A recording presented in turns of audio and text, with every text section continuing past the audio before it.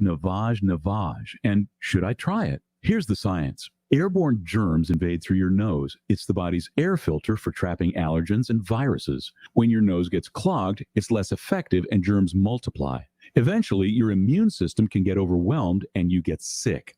Nasal irrigation is an effective, all-natural way to clean your nose. It's not a drug. It's more like plumbing. Saline goes in one nostril, around the back of the nose, and out the other nostril, flushing out mucus and germs.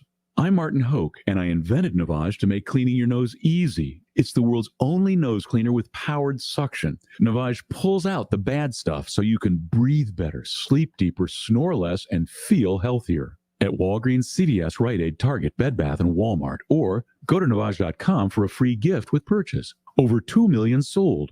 Navage, Navage. Clean nose, healthy life. Whether you're at home, at work, or in your car, tune in to ESPN 1410 Wing AM or stream us live at wingam.com.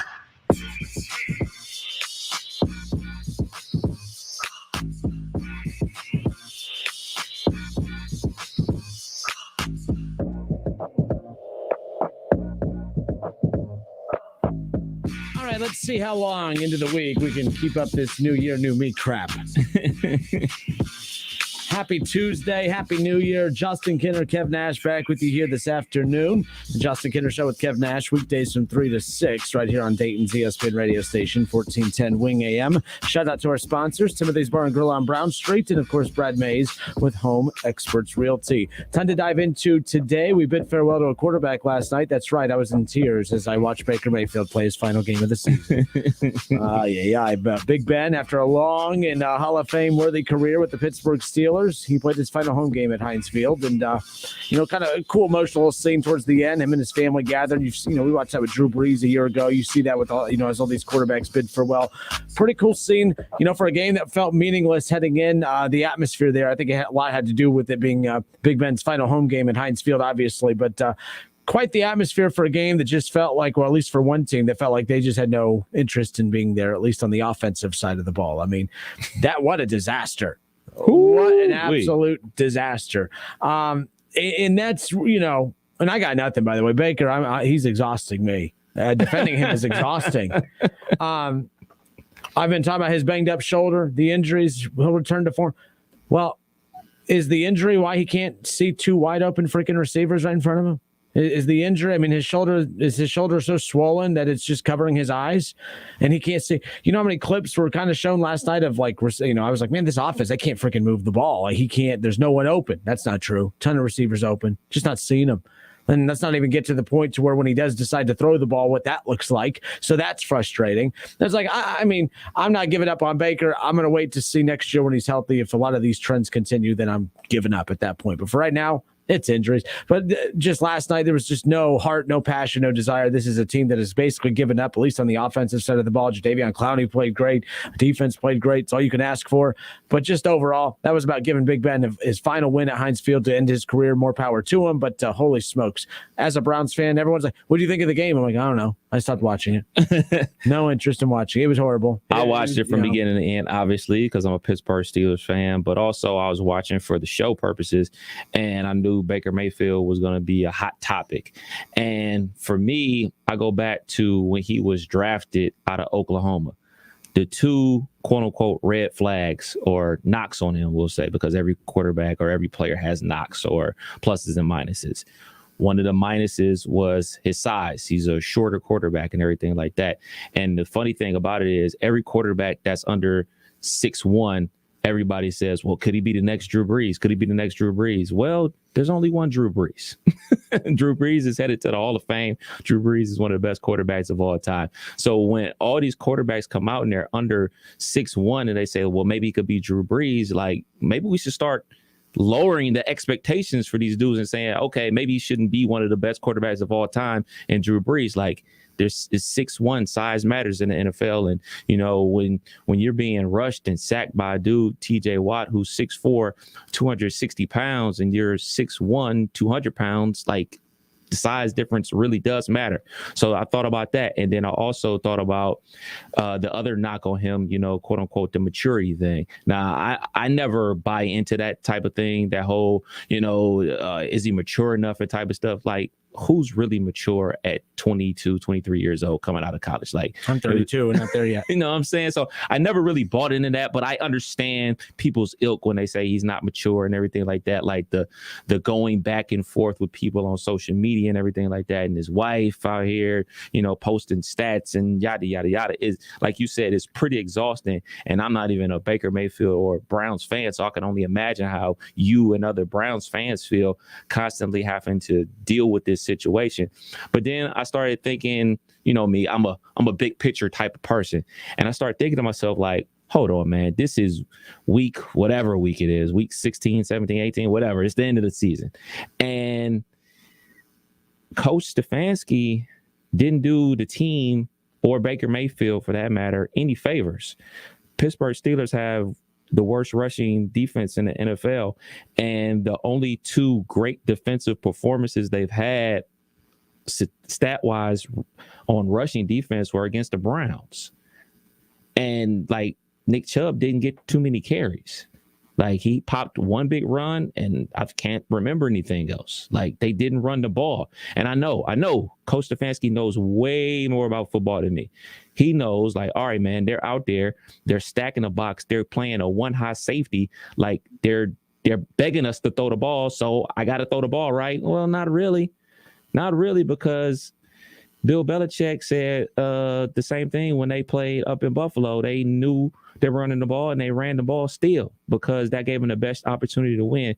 So and you have Nick Chubb, absolutely. And so my mind goes all over the place. It's like, man, coach, is it Baker? The bottom line is there's disconnect with the Cleveland Browns, from the quarterback position to the head coach position and the GM position. There's a disconnect inside the building, and the Cleveland Browns are exactly where they were years ago. They are in disarray because nobody knows what's going on. Nobody knows if Baker Mayfield is going to be the long-term answer. Nobody really knows if Stefanski is the long-term answer. After the season he just had, not only the team record-wise, but play calling, because, we can go to the card of guys being on the COVID list, the OBJ stuff, the injuries, everything like that. I'm not sure that Coach Stefanski put those guys in the best position to win offensively from some of the play calls, and some, not even the play calls, some of the game plans. Like, run the ball, man. They don't have a good rushing defense because they just don't. Like, Cam Hayward is a defensive end playing tackle. Like, yeah, to me and you, he's a real big guy. Basically, they don't run the ball at the Steelers. Other teams have ran the ball at the Steelers all season long. Dalvin Cook had over 250 yards rushing against the Pittsburgh Steelers. Joe Mixon clipped over 100 yards both matchups versus the Pittsburgh Steelers. Like, run the ball. I, as a fan of the Steelers, were ecstatic that we're dropping back to pass. I was like, ooh, maybe TJ Watt can get close to that sack record, and he's one away. So I'm happy personally, but as a football fan, I'm just sitting there like, man, coach, you're not helping this team out at all. And then in the other flip coin, you're not helping the quarterback out that's totally banged up. It's the Justin Kinner Show with Kev Nash reaction. Last night, Pittsburgh 26, Cleveland 14. We'll get to the Baker Mayfield stuff coming up in a moment. As far as the news that came out earlier, his season is officially done. So good news, Bengals fans. You have a chance to win on Sunday, because Baker owns the Bengals, right? Like Joe Burrow should play on Sunday. He could finally get his first win against Cleveland. Come on. Now there's a lot of firsts that could happen. But in all seriousness, I'm glad you brought up Kevin Stefanski, because here's the deal. Baker Mayfield threw the ball 38 times last night. 38 times. Gunslinger. Nick Chubb carried the ball 12. Now, I hear about Nick Chubb's busted ribs. You also have Dearness Johnson. 5 carries for Dearness Johnson. How are his ribs? How's his ankles? How's his elbow? How's his shoulder? What's wrong with him? So yesterday, I had to admit I was wrong about a lot of things when it came to the Cincinnati Bengals. Wrong about Joe Burrow, wrong about Jamar Chase, wrong about the team as a whole, wrong about where I thought they'd finish the season, wrong about them winning the division. I was wrong. I have to admit something else. Zach Taylor's not the worst coach in the AFC North anymore. It's Kevin Stefanski. because just like injuries aren't the fault of the players, it's not the fault of the coach, but I've seen some fantastic coaching performances this year. This has been a dreadful season for injuries and with COVID and with so many things happening. I watched Matt LaFleur and Aaron Rodgers win a primetime football game with no wide receivers. I watched Bill Belichick lead a team to a victory with only 3 total pass attempts on the night. In a wind tunnel. I watched Jim Harbaugh or John Harbaugh, watch one of the Harbaughs get win after win after win with backup quarterbacks, with no running backs, with no secondaries, with no this, no that. Like at the beginning, I was, the one making it, injuries, this, injuries, that. Injuries played a role in why the Browns are not sitting at 11 or 12 wins right now. Healthy, they're an 11 or 12 win team. But coaching can take you a lot of ways. And coaching mixed with the injuries has held Cleveland back this year. The decision making, we've done nothing. Browns fans have done nothing but bitch about the play calling all season long. And then what Stefanski gets bailed out with, luckily for Stefanski, fans are turning on Baker. And they're blaming Baker for everything. Baker's the problem for this. Baker's the problem for that. But the bottom line is, I don't care if you had Aaron Rodgers as your quarterback last night. You don't only hand the ball off 20 times when you have Nick Chubb and Dearness Johnson. Like that's the thing. Like none of this makes sense. Stefanski, and then like the other thing, everyone's like Baker Mayfield, he's hurting this team. No, Stefanski's hurting this team because Stefanski let the injured quarterback dictate whether he wanted to play or not. Remember when the media was, just swarming Baker about his health and about his status, and he said only one person, no one could tell me about my health. No one could tell me if I'm going to play or not. I get to decide that. And people got pissed. Like, who the hell's Baker Mayfield to say that? Baker Mayfield, just like for you, like when I go to the store and I see these annoying-ass kids not listening to their parents, Nora gets mad at the kids. I look at Nora, I'm like, I'm not annoyed with the kids. I'm annoyed with the Hilljack parents who aren't keeping their kids in line. By the way, if you're a parent that takes your kids out and you know that they're loud and obnoxious and they ruin everyone else's experience around them, keep them at home, please. That's my last message there. But in all seriousness, I don't get when I'm out and I see kids acting crazy and acting dumb and acting wild and out of control in public, I'm not mad at the kids. The kids are being kids. The kids are doing what they're supposed to. Being loud, but it's up to the parent to keep them in line. Baker Mayfield's doing what he does. Baker Mayfield is doing what any athlete would do. If Joe Burrow was really, really hurt and Zach Taylor said, well, it's probably not what's best for our team and for your health long term, but I'm going to leave it up to you. That would be a horrendous decision. And it's exactly what Kevin Stefanski has done. I don't blame Baker Mayfield for playing hurt all year. Because any athlete, if Michael, and I'm not comparing him to Michael Jordan, but that documentary, if Phil Collins or whatever the hell is it, if Collins would have let Michael Jordan play that year that he got hurt, Doug Collins, Phil Collins, Jesus from the police, holy smoke, the band. But if Michael Jordan would have had it his way, he would have played on that broken foot, right? But they had to come in and say, I know you're uber competitive, but we got to do what's best for you long-term and us long-term. And that's an example from many, many decades ago, but there's many, many more recent ones. But I'm just trying to give a drastic example of athletes will always think that they're capable of playing injured. They'll always think they're capable of overcoming the odds, right? And it's up to an adult to make the decision for him.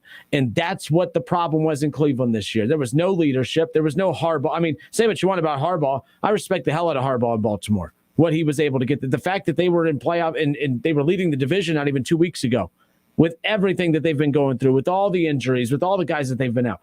I don't want to hear it. I've seen so many great coaching performances this year, and the worst of them all, I think that Kevin Stefanski has hurt this team more than Baker Mayfield has this year. And that's coming off of a season where Baker basically carried them last year as well as Stefanski did, like together, like just the way they improved from one season to the next. They went from the highs of highs to the lows of lows. That's why when, we obsess so much about the long-term franchise quarterback, long-term this, long-term that. Franchise quarterback, you could be one for a year and then it's done. Look at Carson Wentz. Philadelphia thought that they had their next Donovan McNabb, right? They thought that they had their guy. They were ready to go.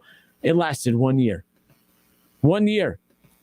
And then now he's with the Colts and the change of scenery, and it looks like a much different quarterback. That might be what we're about to see with Baker. I don't know. Last night was possibly the last home game we saw of Big Ben Roethlisberger. That might have been the last game in a Cleveland jersey for Baker Mayfield. Who knows? The bottom line is there's a lot of blame to go around. Baker's the face of the blame, which I don't think that's completely fair. because Kevin Stefanski was the best thing that ever happened to Baker a year ago, and I think is the worst thing that's ever happened to Baker this year. Can't always be other people to blame for Baker's issues, but at the same time, I'm acknowledging Baker has restrictions, and it's up to coaching to get the most out of him. And it's like you putting him in position to fail and letting him play injured and letting him decide that I'm sorry, that's not okay. Cleveland, you are your own worst enemy. You can never get out of your own way. Kevin Stefanski, Baker Mayfield, Odell Beckham Jr. I mean, it's always something. I'm putting the blame on Baker on his one shoulder. I'm putting the blame on Stefanski. I'm putting the blame on Andrew Berry and everybody, because injuries are only part of the puzzle as to why this team underachieved this year. The rest, it's all on coaching. I put more blame on coaching than I do on Baker, because we've seen when there's good coaching, you can win with Baker. Like, it's not like there's good coaching and you can't win with Baker. When you have good coaching, you could win with Baker. There's not been good coaching this year, and that's the real unfortunate part, because I don't think Cleveland, they're more willing to move on from Baker than Stefanski, and I don't know if that's the right decision. I'm not saying I want to switch it either, but holy smokes, man, there's problems, and I'm not sure how to fix them. I'm not sure what the fix is for either side. One of them ain't coming back next year. I don't think both of those guys can coexist together. And the thing about it is, you can get rid of either or, but which one is going to be the right call? Because we've seen Baker's rookie year, then we saw that slump sophomore year, then the peak third year, and now this season. So what do you do if you're the GM, Andrew Berry?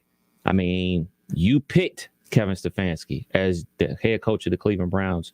You didn't necessarily pick Baker Mayfield as a quarterback to lead the Browns. So those are questions that need answers, and we're going to get those eventually.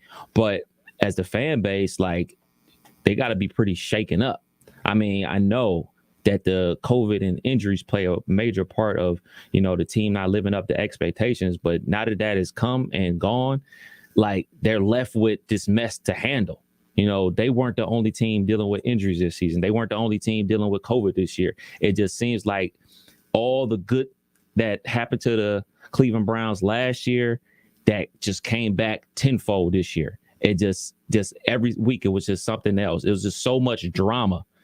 And I mean, from the OBJ to the injuries to the COVID to last night, and Coach Stefanski out there going 5 wide like he's in the Big 12 playing at Texas Tech, saying like, yeah, I'm going to have a rookie go heads up and block TJ Watt solo. Like, what are you thinking, bruh? What are you thinking? Like, what do you think's going to happen? And then when Baker comments on that in the post game, he's the bad guy. Like, we talked about this yesterday with the Kansas City Chiefs and their zero coverage on Jamar Chase. What are you thinking? What are the defensive coaches and Andy Reid agreeing to on defense when that happens? And you expect a different outcome. Are you expecting this dude to solo block TJ Watt? He's not Orlando Pace. Like, it'd be different if he was Orlando Pace. He's not. He had dude out there like a turnstop, and TJ Watt got 4 sacks last night, and now is potentially going to break the all-time sack record. Like, he did that because y'all or he or whomever refused to chip. I understand. It's kind of like a la what happened with UC and Alabama.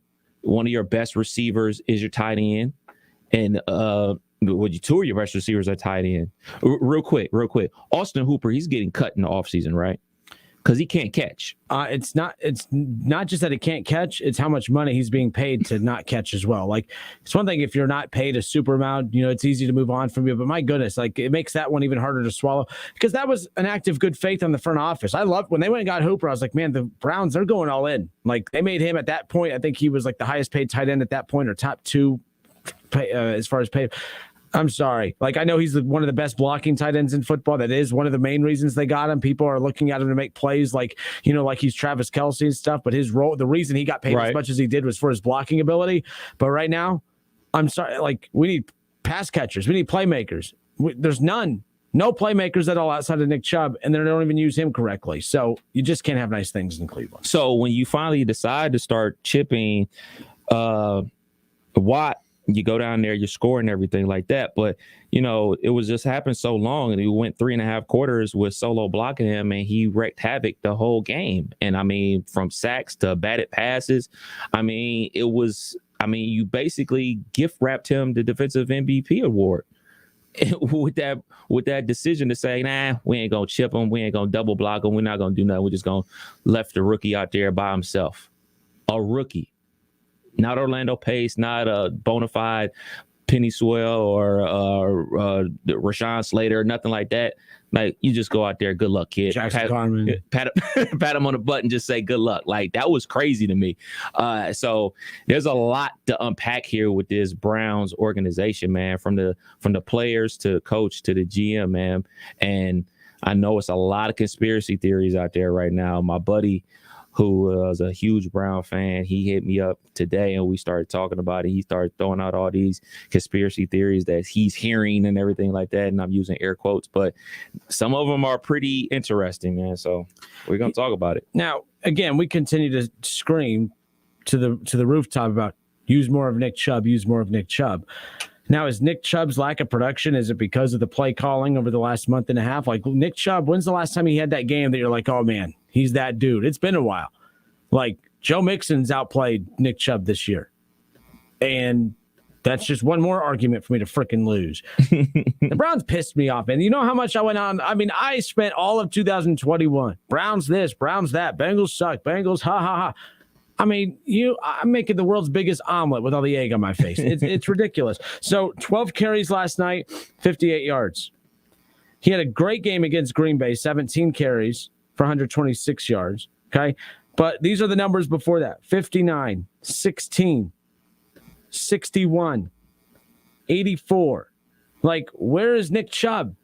And these are the attempts: 17, 23, 17, 22. 21, 21. He's getting his carries. It's not like last night he could have got way more. He only got 12, but if he was banged up like they said, then it's understandable. But at the same time, not to cut you off, but I'm not buying that banged up thing. The reason I'm not buying it, because Baker Mayfield has been banged up since week 2, but you're still rolling him out there. Chubb. They're like, we got to be careful with Nick Chubb. Baker, well, those are one conspiracy out there. Maybe pop that other one out of place too. We can lose him for the whole year. Like, I don't know if that's what was going on. Like, but that's one of those conspiracy theories that's floating out there. It's like, all right, so this guy is banged up, but y'all steady rolling him out here every single week and running 5 wide against the Pittsburgh Steelers, letting TJ Watt just jump on his back every other play.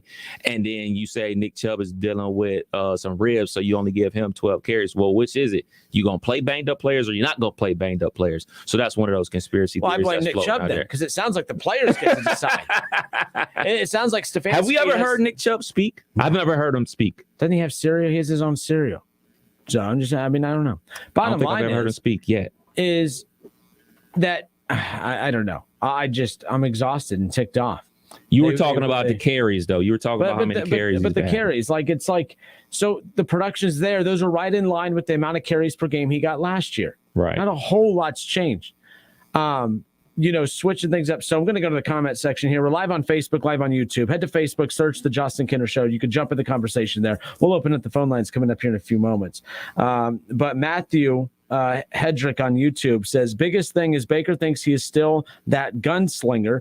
He wasn't happy with the offense being run first, then play action. So Stefanski changed the offense for Baker, and it has failed. I don't know if he's changed the offense. I think that they've had to make adjustments for lack of personnel. I think that right now it's easy to run the play action when you have Nick Chubb and Kareem Hunt and a full offensive line, and you had Jarvis and you had OBJ and you had Higgins and you had everyone on the field all at the same time. You had Njoku and Hooper. Now you have a good chunk of those guys still, don't get me wrong, but key pieces on the offensive line being out obviously could impact the rhythm there. I just think that this locker room has given up on somebody. Everyone assumes it's Baker, but do you watch Stefanski when they pan over to him? Is there ever a rah-rah moment? You ever see a smile? And again, I ain't talking about Bill Belichick here. Bill Belichick's Bill Belichick. Stefanski's not Bill Belichick. So Stefanski, that team has quit on somebody. I just don't know who it is. And the easy answer is both, and I don't think that's fair. That's easy. That's a cop-out. For sports radio purposes, you got to pick a side. So is it Baker that they've quit on? Is it Coach Stefanski that they've quit on? I've heard more people come to the defense. I mean, Zach Taylor, as much as I can't stand him, every postgame, those damn players are drooling over. Joe Burrow has his coach's back. When's the last time you heard Baker have his coaches back in the post game. I can't. Last night he called out the scheme, the offensive scheme. He called out his coach last night. Something's going on. And by the way, if Stefanski was this offensive genius that was having success and everything, I'd be pro Stefanski on this. But I'm not pro anybody right now because Baker's not doing his job, and Stefanski sure as hell isn't doing his. And there's too many examples of coaches who have dealt with the similar situations that Cleveland has, and they've got more out of their team than Stefanski has. Harbaugh, especially within the division. How about Mike Tomlin? I mean, that's not a good roster. You have a good defense, but it's not a good overall roster from top to bottom. And he's got just as much, if not more, out of that roster than Cleveland with all the talent. It's not acceptable. Baker, yes, is responsible, but so is Kevin Stefanski. I don't know who's responsible more, but the team has quit on somebody. I'm just not sure who they've quit on. You could say Baker, but I'm watching Stefanski on the sideline, and I'm not seeing the team rallying behind their head coach either. Much different than what I see with Harbaugh, Tomlin, and a lot of the great coaches in the NFL. I would say it would be Stefanski because Baker, you can love him, you can hate him, but there's one thing you can't question, that he's tough.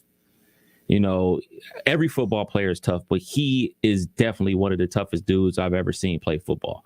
Like, he's going out there every single week playing ball. Even if he's playing bad, he's still playing. Like, he had a nice little juke move in the open field and everything like that. Smart got out of bounds, and another move that he made in the open field, slid before he got smacked again. He's banged up. There's no doubt about it. He is banged up, like his ribs, his shoulder, his ankle. Like, he is toe up from the flow up. So as a player, you like, man, he going out there giving it his all, and you can respect that. All the dudes in the NFL, and especially on the Browns, can respect that. Now, the whole aspect of them saying, like, man, he's not playing good football, I think those are two different sides of the coin. Because John Johnson III, when they were playing against the Raiders, he was on Twitter saying, run the ball, run the ball, run the ball, run the ball. Because the quarterback is banged up. And you have a good offensive line, and you have Nick Chubb. The interior of that offensive line with the Cleveland Browns is A1. You just paid all these dudes big money, by the way. Don't forget that. Not even a month ago, yeah. So use them. So I think that the players are on Baker's side saying, like, well, he's one of us. He's tough as nails. He's strapping it up every week, giving it a shot, giving it a go. He's not the one out there calling the plays. He's the dude out there executing the plays. It's not Dan Marino and Jim Kelly calling their own plays at the line of scrimmage. Like, we don't need an offensive coordinator. Let me call my own plays. This isn't that. Baker Mayfield covers his ears. Stefanski radios in the call. He executes the play. Now, we can argue if the execution of the play is good or bad. That's a different subject. But I think from the player's perspective, they respect Baker Mayfield because he's showing that toughness, and they're angry because coaches still putting him in positions to make these bad decisions or throwing the ball 40 some times. So, like, that's where I'm at with it. If I'm a Browns player and I'm a Browns fan, I'm looking at coach like, hey, man, what's up with this game plan? Why are we doing this week after week, week after week? All right, Justin Kinner, Kev Nash with you here on 1410 ESPN Radio. We're live on Facebook. Head there now. Baker Mayfield, Kevin Stefanski, who is more to blame for the Cleveland Browns' struggles here in the 2022, but the 2021 season? Can't say both. Sports radio, you got to pick a side. I don't have time. It's boring when you say both. But I will agree with you if you're saying both in your car, but you're not allowed to say both on Facebook or on the calls. I'll agree with you that it's both, but we need to know who is more at fault. Who is more at fault for the Browns' struggles here this season? Is it Baker Mayfield? Is it Kevin Stefanski? I'm looking at a team last night that looked like they quit on somebody. Did they quit on Baker? Did they quit on Stefanski? I don't know. I'm telling you can't pick both, and I'm telling you I don't even know who the hell to pick, but it feels like it's more of Kevin Stefanski. And I feel like this team's in a rut because they look around. I think all that talent, you don't want to blow this roster up. You're way closer to being a Super Bowl team than you are being a rebuilding team. Like, Pittsburgh is closer to being a rebuilding team than they are a Super Bowl team. I think it's the opposite in Cleveland because I think that they're combined, the talent on offense and defense, they're one or two pieces away from getting there. Pittsburgh's quite a few pieces away. So I don't know. This has been a very frustrating season that at one point I put it all on injuries. I said, well, yeah, this team's not going to perform as well when they don't have their key pieces out there. But now they have a lot of their key pieces out there, and it just looks like they're not playing inspired football. And to me, I've always put that on the coach in any sport. College basketball, high school football, college football, the NFL, the NBA. It doesn't matter. 518-1410. Let's open up the phone lines. We're also taking your reaction on social media as well. Mike Wallace, Kev, says, head coach is part of the problem with the Browns. He's a better coordinator. So he chimes in as far as that's concerned. Theo Mims on Facebook. Shout out Theo. He says Stefanski has lost the locker room. They quit on both, and if they don't get it together, Garrett and Chubb are going to want out. Myles Garrett played last night. Well, there's nothing else to play for. But Jadeveon Clowney, he was out there. He did. Throwing shoes, making sacks, making plays. So Theo is He wants another check. Theo is worried the Browns might lose their Chubb. Oh, goodness. Oh, come on. It's week 17, and I've made my first Chubb joke. Give me a break. We'll be back. More of the Justin Kinner Show with Kev Nash next.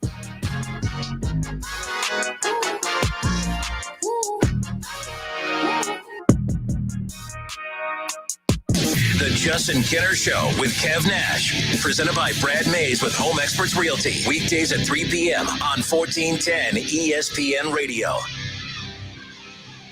Don't go through another year without awful joint pain. Now there's an exciting new treatment available here using natural biologics, regenerative solutions that can restore and repair damaged tissue in your joints. Hey, it's Keith Byers. I'm talking about QC Kinetics, now open here. QC Kinetics is a nation leader in non-surgical regeneration, highly concentrated natural biologics that can give you lasting relief. If you have pain in your knees, back, shoulders, hips, and you're tired of steroids, pain meds, and talk of major surgery, this is a treatment you've been hoping for. Call the medical professionals at QC Kinetics today for a free consultation. Learn about how natural biologics can be used to get you moving again, pain-free. Get a free second opinion at QC Kinetics. Do it now. And imagine life in 2022 without pain. Call QC Kinetics now, 937-936-0325. That number again is 937-936-0325.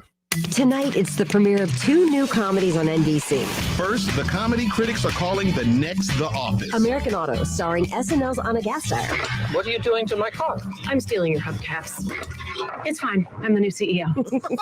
Then it's Grand Crew. The comedy critics rave is this generation's Friends. I'm going to ask Alicia to marry me. What? Seriously, dude? I've had almond milk in my fridge longer than you've been with Alicia. American Auto and Grand Crew. Premiere tonight on NBC. With the Peloton bike, there's always something new to try. We're adding new music to our artist series, new disciplines like boxing. Fight your way through. Let's make it count. So many new workouts to try on and off the bike. Let's go, Peloton family. There's always something new to keep you motivated. For a limited time, get a $550 value on the Peloton Bike Plus. $300 off plus free delivery and setup. A $250 value. All access membership separate. Limited time offer until January 9, 2022. Free delivery only available in continental U.S. Terms apply. Join Mark Patrick Seminars and stop smoking now without cravings, irritability, weight gain, or your money back. Only $49.99 guaranteed. Also lose all the weight and let Mark Patrick Hypnosis destroy unwanted cravings. Seminars Thursday, January 13th at the Holiday Inn in Fairborn. Weight loss 5:30 to 7:30 p.m. Stop smoking 8 to 10 p.m. And Saturday, January 15th at the Holiday Inn Express and Suites in Dayton. Weight loss 11 a.m. to 1 p.m. Stop smoking 2 to 4 p.m. Registration 30 minutes before seminar. Today on Hey Culligan's Smart Home, Smarter Water Softener. Here's Kevin. Hey Culligan, can a smart water softener lift those heavy salt bags for me? Kevin, it can. Wait, it can? Yep, the smart high-efficiency water softener from Culligan can alert your dealer when the salt needs to be replaced, and they'll do it for you, so your water stays soft and you stay away from lifting the bags. I mean, I could lift them if I wanted. No judgment here, Kevin. We're happy to do it, and we're already on the way. Let us help you out with a free in-home water test with the local Culligan water expert at Culligan.com. You may be into punk rock, soft rock, or classic rock, R&B, hip-hop, or house, country, techno, or techno-country. But no matter what kind of music you listen to, here's something else you should hear. Please consider getting vaccinated. Talk to your pharmacist today about Comirnaty, COVID-19 vaccine mRNA. This message brought to you by BioNTech and Pfizer. Exergen would like you to know about an important new study by the FDA. It confirms what the medical community has always known. Non-contact thermometers are not accurate, and they fail to meet FDA requirements for accuracy in labeling. With new strains of COVID on the rise, we can't afford to tolerate rampant false temperature readings from non-contact thermometers. Accurate temperature measurements are essential. You need Exergen thermometers because they are accurate and backed by over 100 clinical studies. Be sure, be accurate with Exergen. Learn more at Exergen.com. Tired of being tracked online? DuckDuckGo can help. They help millions of people like you take control of their personal information online. DuckDuckGo. Privacy simplified. Hey, Jim! Thanks for coming. Are you kidding? I never miss one of your dinner parties. How's the new job? We're growing fast, and I stopped working weekends, thanks to how much smoother everything runs on NetSuite by Oracle. Fantastic. We're still using QuickBooks. Why haven't you upgraded to NetSuite? We're making QuickBooks work, sort of. Shh, watch your language. The kids are right there. Sorry, Amy. NetSuite gives you visibility and control of your financials, inventory, HR, planning, budgeting, and more. NetSuite is everything you need to grow, all in one place. And 93% of surveyed businesses increase their visibility and control since upgrading from QuickBooks to NetSuite. Yeah, sounds like it's time for me to switch to NetSuite.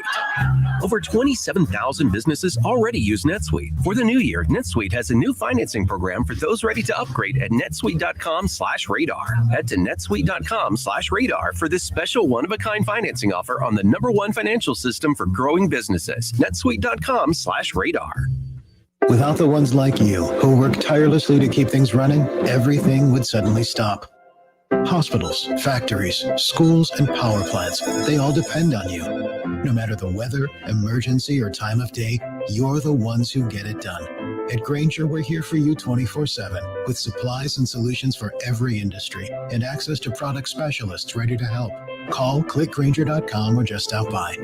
Grainger, for the ones who get it done.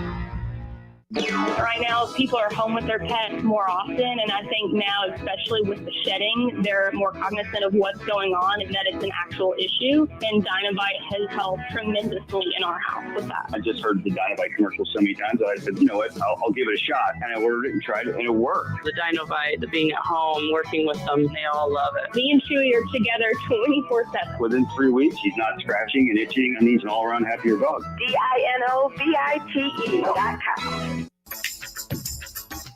Family owned and operated for 3 generations. Collett Propane is proud to serve the greater Miami Valley. Let our family help protect your family from Old Man Winter. Find out why 98% of our customers would recommend us to friends and family.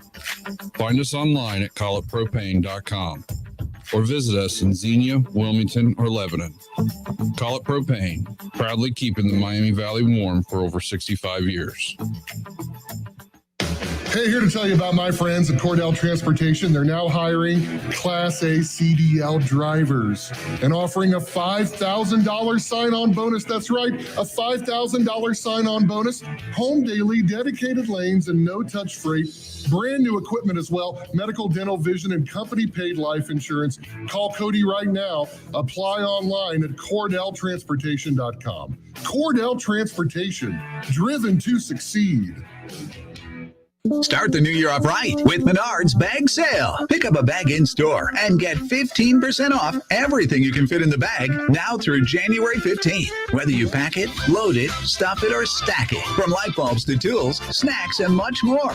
Fit it in the bag and save 15%. So pick up a bag in store and find out how much you fit in the bag now through January 15th. Available in store only at Menard's.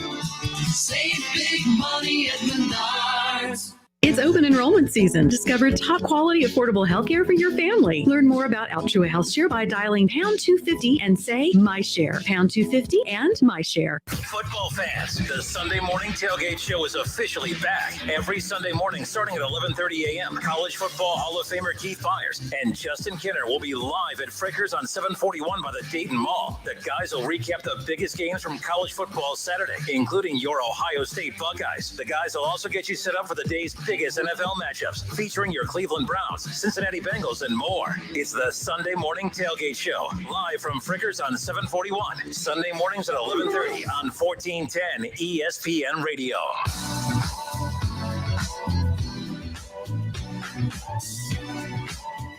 Looking to buy or sell your home? Give Brad Mays with Home Experts Realty a call today. 937-572-7425. Brad Mays with Home Experts Realty sponsored the show, and we appreciate his business as always. And Brad did a great job. He just helped my fiance and I get to the finish line with our house, so we're officially homeowners. So appreciate Brad and all the work he did, and he'll do a great job for you as well.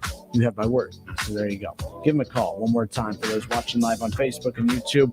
Brad Mays, Home Experts Realty, looking to buy or sell. Give him a call, 937-572-7425. You also see his email there.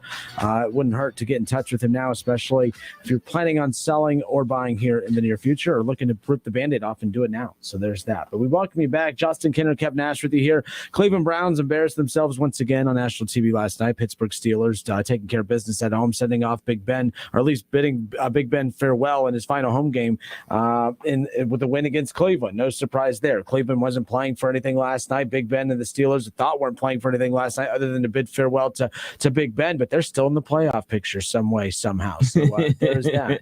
Got to win on Sunday versus the Ravens, and you got to hope that the Jacksonville Jaguars jump up and bite the Colts. And the crazy thing about it is the Ravens have the exact same thing. They need the exact same thing. So this Sunday matchup with the Steelers and Ravens is going to be one for the ages, because both teams need to win that game to even have any type of shot of winning or going to the playoffs. Absolutely. And we know one quarterback we will not see play this weekend will be Baker Mayfield and Joe Burrow. Have you heard? I haven't heard anything yet. I've been looking all day. It'd be stupid to play Joe Burrow. It'd be stupid to play Jamar Chase or any of those guys this weekend. There's absolutely the guys that got you there. Any key contributor that is the reason, like the make or break guys, I wouldn't play one make or break guy this weekend if I'm the Cincinnati Bengals. I don't think they are. I'm going to give them credit. I'm not going to say anything until I know what's going on. But we do know last night after Baker's performance against Pittsburgh, it's time to shut him down. Here is Baker Mayfield on his health, his shoulder, and the outlook for his surgery now that we know that that's coming up next. Extremely competitive guy. I think you guys know that. So now it's time for me to start, looking at what's in the best interest for me and my health. I've continued to lay it out on the line when I haven't been healthy and tried to fight for our guys. And right now I'm pretty damn beat up, to be honest with you.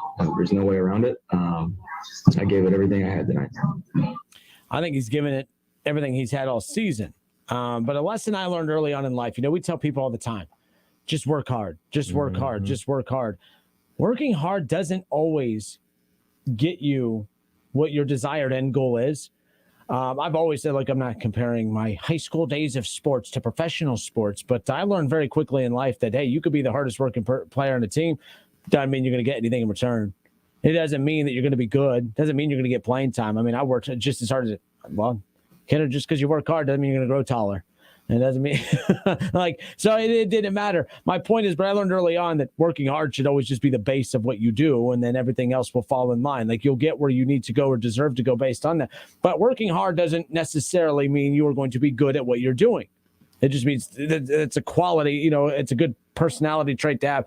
But Baker, I'm getting tired of hearing Baker say, I'm giving it my all. I'm giving it my all. Well, sometimes it's not good enough.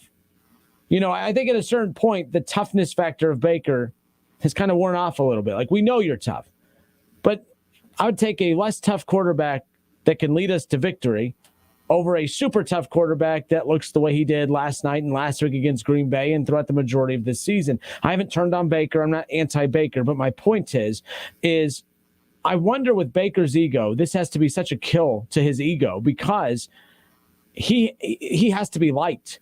He has to, you know what I mean? He needs people to like him. He's lost that this year. What he has always been able to do is, despite playing poorly and up and down at times, is he's always had people in his corner. He's always had Jarvis and OBJ. He's always had Kareem Hunt. He's always had Nick Chubb. He's always had those guys in his corner until this year. And I kept trying to figure out why would you, we're going to talk about players opting out in college. We're going to talk about athletes picking themselves over their teammates coming up here in a moment. So it's a good transition here shortly. But what I always found fascinating about Baker is in a contract type year, as you are playing your guts off to try and get that contract extension, why would you risk putting bad film on tape to give the leverage to the front office? Baker, this trait is his best trait and worst trait, Kev, because I think his obsession with needing to be liked has outweighed his obsession with trying to get that contract extension. Because look at Lamar Jackson. Lamar Jackson, the Ravens have been in just an urgent situation as Cleveland has. Ravens need Lamar to win the division. They need Lamar to make the playoffs, and he has sat out week after week. Now, again, I'm not saying he's chose to sit out, but I think Lamar and his camp have chose to be more cautious with his injury than Baker and his camp. Because Lamar's like, I'm always going to have criticism against me. People don't like how I play. I don't play the position the way everybody else does. He's used to getting criticism. He's used to having the questions of, well, is it the receiving core that's not good enough, or is it you not getting the most of the receiving core? Is it, your inability to throw a football that's the problem? Are you only a runner? He's used to dealing with that, right, Kev? Like he's always been able to overcome it. Baker, you heard it in that post game. I did everything for the guy next to me, which is a good thing to say, and it's a good trait to have. But I do believe that we're going to talk about athletes and the perception of whether they're selfish or not and the decisions that they make for the betterment of their careers. Did Baker, with his obsession to be liked, put the importance of his contract extension to the side? Because the smart thing to do was, man, if I'm not right, I'm not going to go out there and have my play be poorly defined by how I'm playing injured. I don't want my contract to be based on how I play injured. I want my contract to be based on how I play at 100%.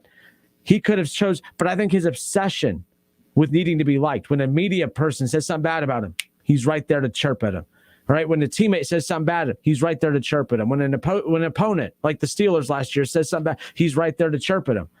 And that to me shows me that he's more obsessed with being liked and the approval of others than he is his own career at this point. He put his career in jeopardy, playing hurt, playing injured, because he's more obsessed with, well, I played for the guy next to him. I'm playing hard for. I'm not talking bad about him. I'm just saying it just seems he's more obsessed with that than he is actually being smart about the decisions he's made to play or not to play this season. He should not have played. Surgery's happening now. It sounds like the estimated recovery date will have him ready for OTAs. So there's that for Browns fans who are concerned about their franchise quarterback in Baker Mayfield. Your thoughts on Baker Mayfield? I wouldn't use the word light. I would use the words prove people wrong. And we hear that phrase from so many athletes that I want to prove people wrong. I'm motivated by the hate, like Kevin Durant and things like that. You talked about the Jordan documentary, like some of the psychopathic things. Phil Collins, yeah. Some of the crazy things Michael Jordan did to motivate himself. Like, I don't have a problem with any athlete basically using anything out there to motivate themselves, to get themselves going. And you talked about this all the time. Like, it's results based. Like, if the results equal winning, we wouldn't care, but the results haven't been there. The results haven't been wins, and that's the only thing people care about. And the fact of the matter with Baker Mayfield, this is the end of season 4 for him, and we had a good rookie year, a bad second year, a great third year, and a bad fourth year. At the end of the day, I don't think that the Cleveland Browns or a majority of people that watch football are going to dissect each and every game to say, well, this is the reason why he didn't have a good season this season. And this is the reason why he didn't have a good season this season. It is the reason why he did have a good season. They're just going to look at it and say, all right, 2 bad years, 2 good years. We're going in year 5. They've chosen to pick up the option, and for lack of a better word, he's a lame duck quarterback. Like, we hear that phrase more with coaches. He's a lame duck.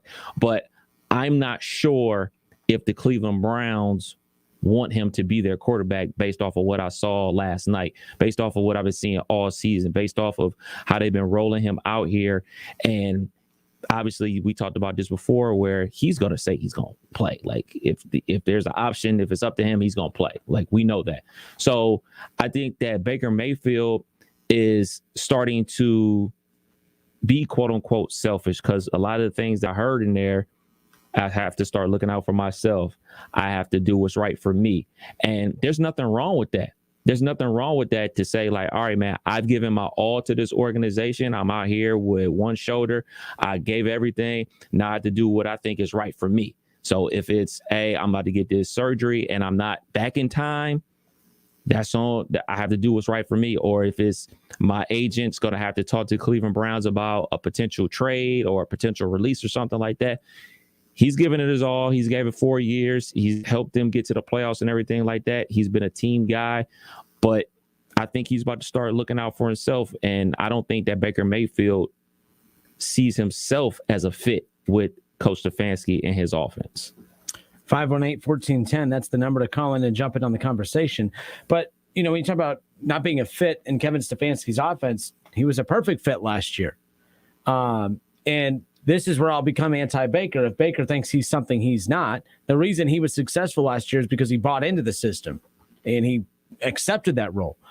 But if you want to be in the shotgun and you want to just sling it up and down the field, I mean, you can't throw 4 interceptions in a game. You can't, 2 interceptions yesterday. Right. Now he's becoming reckless. That wasn't the reason Baker was successful last year is because he was able to throw for a lot of yards. He was able to throw for a lot of touchdowns, and he only threw 8 interceptions. And he's thrown 6 interceptions in 2 games. He had 8 all of last year. So this is where I will turn on Baker, is if Baker starts viewing himself as something he's not, then I'm anti-Baker. I'm all in on Baker whenever he's doing what he did last year. Last year, I was all about Baker. All Browns fans were. There was nothing to not be about Baker last year, unless you were just hating, which is the majority of our listeners, which is fine. But at the end of the day, this isn't a good situation for Cleveland heading in to the offseason because there's way more questions. I mean, we thought that there'd be answers by the end of this season. And I think all this season has done is create more questions because you're sitting on all this talent. Do you roll the dice with this talent for one more year and hope that health is the deciding factor that is the difference between this year and next? Or do you blow it all up? There's a lot of money on those books for a lot of those guys. Right. I just think you're closer to a Super Bowl than you are a rebuild. I'm not saying they're a Super Bowl team, folks. Relax. They had Super Bowl expectations coming into this year. I still think it's fair to say that if they bring everyone back healthy, that it's a real. I mean, when you have Kareem Hunt and Nick Chubb, you're going to have to add a playmaker. I don't know if it's Chris Olave. I don't know if it's Garrett Wilson. I don't know who it is. Figure it out, though. Right. Free agency. I don't think you go there. I think you could add a rookie, but you need to go get more veteran. You need to go get veteran leadership to add to this roster. If you think Chris Olave or Garrett Wilson is going to have the Jamar Chase effect on this Cleveland Browns team, sadly mistaken. You have a quarterback who's super mature for Cincinnati as well as other veterans, but Joe Mixon's a veteran. Tyler Boyd's a veteran. There's enough veterans on that team that put Jamar Chase in a position to be comfortable to be that deciding factor to take him to that next level. Who's the veteran? Who's the leader on that Browns team? Nick Chubb? Fine. But the leader last year was the head coach. And he's gone. He's not gone. He'll be back, but that leader is gone. Right. That whatever that leader was.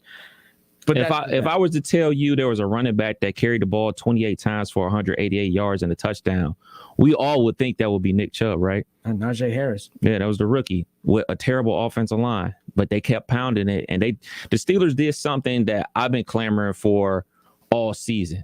Spread them out and run from the gun. Like it isn't necessarily a pro offense, but when they were trying all this double tight end and extra tackle and run between the tackles, the linebackers are right there. You're not good enough. But if you're even at the line of scrimmage or you're +1 at the line of scrimmage, you expect Najee Harris to break a tackle, and he had his best game of the season last night because they basically spread it out, and it was really a lot of Ben Roethlisberger doing a lot of the signaling at the line of scrimmage. So you look at that, and then you look at the way the Cleveland Browns defense has been playing. Basically, what was the horrible game they had? I guess it was the Patriots game, right? One of many. I think that was like the last bad game for the Cleveland Browns defense, right? Yeah. And where they just couldn't get stopped, got torched. Yeah. Yeah. So I'm looking at this and I'm thinking to myself, like, they've been situationally bad, but they were from the second possession for the Patriots on, they couldn't get a stop. So at the Patriots, they gave up 45 points. They gave up 10 points to the Lions, 16 points to the Ravens, 22 points to the Ravens, 16 points to the Raiders, 24 points to the Packers, 26 points to the Steelers. Like, the defense, the second half of the season isn't the problem. It's the offense. And the offensive play caller, the offense guy that's designing the plays is the head coach. So he needs to look in the mirror too. It isn't just the players that need to look themselves in the mirror and say, like, what's going on here? The GM needs to be having a meeting with the head coach and saying, hey, man, what's going on here? What's the problem? Because we spent a lot of money in the offseason, not only in shoring up this offensive line, we paid a lot of money to running backs. We did a lot of things to help this team win. And obviously the money we invested into the defense, the back half of the year, looks like they did their job. Why are we doing our job offensively? So I know a lot of the heat is going to come down on the quarterback, and, you know, they sign up for that position. It is what it is. But when you're also the head coach and also the play caller, a lot of that extra heat comes on you. So Coach Stefanski has a lot of questions to answer too. Justin Kinner, Kev Nash with you here. We take a step away for just 10 seconds for station identification. We are Dayton's home of the Ohio State Buckeyes. And into the end zone goes Chris Olave. KJ Hill, 6-yard touchdown catch. Right sideline and down he goes to the end zone. WING 1410 Dayton's ESPN Radio. Justin Kinner, Kev Nash back with you here on Dayton's ESPN radio station, 1410 Wing AM. You just heard it there. Dayton's home of the Buckeyes. Of course, Ohio State wrapped up their football season over the weekend with, of course, that Rose Bowl victory over Utah. And we'll talk more about that coming up around the corner. But 518-1410, that's the number to call in and jump in on the conversation. We're also on Facebook. We're also on YouTube. Head to ESPN Dayton's YouTube channel. Also head to the Justin Kinner Show on Facebook. Just search the Justin Kinner Show on Facebook. Like, follow the page, subscribe, and be a part of what we do every day from 3 to 6. Plus, you can be a part of all the conversations throughout the day as well. Matthew on YouTube says that Stefanski had his issues. He also got in his sophomore slump this year. He knows that, but I have faith in Stefanski more than Baker turning it around.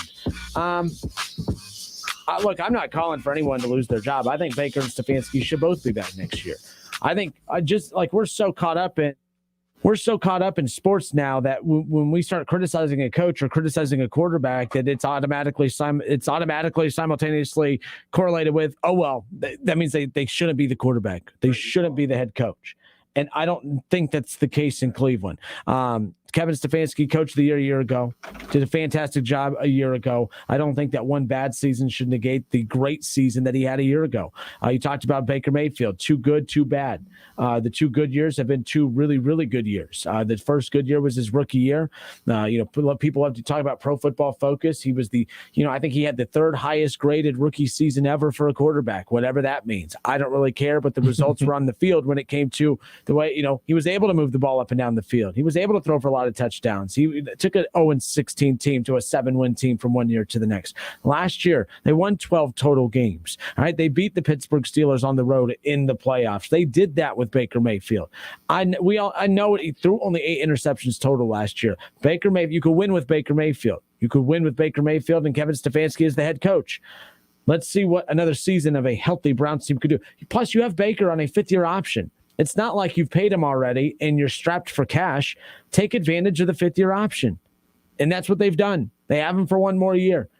I don't think if Baker has a repeat performance this year and the next, I don't think he's a Brown after next season. But I do think he's a Brown next year. And Kevin Stefanski, he does not deserve to be fired, but he deserves to be criticized. I don't think he's done a good job this year. I get tired of that. When people criticize coaches, they got to move on from him. No, you just got to, when a player plays bad, we say, man, we expect more out of him. We need to see improvement. But with coaches, it's no, next. Like it's speed dating. It's unbelievable what we do with coaches. That's what happens, especially been happening with the Cleveland Browns since they returned to Cleveland. Like it's been a turnstile for coaches and they can never get their footing because I think a lot of the situation is, growing up there, I know that the fans with the Cleveland Browns have a lot of impact about what happens with that organization.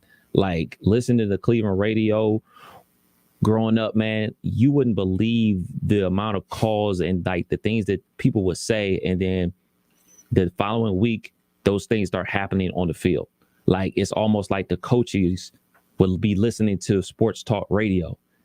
And the Cleveland Browns fan base they do have an impact about what's going to happen with this team, like for good or worse. Some people think it's a good thing. Some people think it's a bad thing. I personally think it's a bad thing when, the organization has rabbit ears and listens to everything that the fan base is saying and makes coaching changes so quickly. I think that obviously Coach Stefanski deserves an opportunity to fix his wrongs. Like, there's no perfect coach. Like, even the great Bill Belichick has made a blunder or two or a bad call or two. You want him fired? No, you give him an opportunity to fix the wrongs. He has exit interview meetings just like all the players do. He has his exit interview meeting with Andrew Berry. Andrew Berry's a smart guy. He's going to ask, hey, man, what the heck was up with the offense? He's going to give his reason. He's going to go back into the lab and try to fix the situation. And then going into next year, we'll see what happens. But people will say that he deserves to be fired. I'm not on that either. And I do believe that Baker Mayfield deserves to get that 5th-year option to see what happens. I just don't think that they both can coexist. I think that there's a fracture going on. And mostly the thing is that Andrew Berry didn't draft Baker Mayfield, but he did hire Stefanski to be the head coach. Matthew says, I never said move on from either. I didn't say you said to move on from either. Never said that. He goes, I like Stefanski and I also like Baker, but it's now the end of his 4th year. We know what kind of quarterback he is. I'm not saying Baker's elite, but I'm not willing to say, like, if Baker wasn't injured this year and this was it, I would be all on board the Baker hate. I am not going to kick an injured quarterback while he's down. That doesn't make any dang sense. We can't just throw out the one explanation, it's the most logical explanation. And that's the case in any sport for any athlete. When you're injured, you're not going to play as well as when you're not injured. And guess what? If you're Aaron Rodgers and you play injured and you play just a hair or two below what you're normally used to playing level-wise, you're still pretty dang good. But Baker is not at the same starting block as those guys. Baker is really, really good when he's healthy. When he's not healthy, he goes from being really, really good to average or below average. It's not like Aaron Rodgers, who's elite, banged up and injured, goes from elite to still really, really good. You know what I mean? Like, so the drop off for Baker when he is injured is going to impact him more than an Aaron Rodgers led offense or a Tom Brady led offense. It's not that hard to figure out. Baker Mayfield last year, a year ago at this time, he silenced all the critics. He made the playoffs. He ended the playoff drought. They win in the playoffs. And now everyone wants to move on from him because he's not playing well, because he has a banged-up shoulder and is about to have shoulder surgery to repair that same banged-up shoulder. And everyone on here saying, get rid of Baker. Baker's the problem. Baker this, Baker that. Baker is a problem. Baker is not the problem. Kevin Stefanski is a problem. He is not the problem. There really isn't the problem in Cleveland right now. It's a bunch of problems that need to be resolved. But the thing is, every team, Kev, that is not making the playoffs right now, every team feels like the world's coming to an end. Feels like the sky is falling because you didn't win enough games, because there's too many deficiencies. And those deficiencies for all teams that don't make the playoffs will be addressed in the offseason. And we'll get a better idea for what the front office thinks as far as whether these deficiencies are fixable or not. Because if the front office believes that it is simple as this was just a year of bad luck, this was a year of injuries, a year of COVID, we saw a year ago when there was no injuries in COVID, what the team was able to do. We saw what they're not able to do this year when there are injuries in COVID impacting the team. I just think it would be silly to let the reasons for why this season went astray, to let that be the deciding factor and to forget about everything that they did a year ago. This team's too damn talented. They're too good. And I think that you can't give up after one bad season with this group. That's all. Yeah, I understand what you're saying. But from their perspective, what's the line? What's the line? Where's the cutoff line? Like, where's the cutoff line? Because COVID ain't going nowhere. COVID, from, depending on who you listen to, it ain't going nowhere. It's going to be here for a while. So if there's more COVID outbreaks next season and it affects your team, can you still just say like, oh man, it was another COVID season? Like, where is going to be the line where we say like, all right, man, we gave it our best shot with this team and it didn't happen?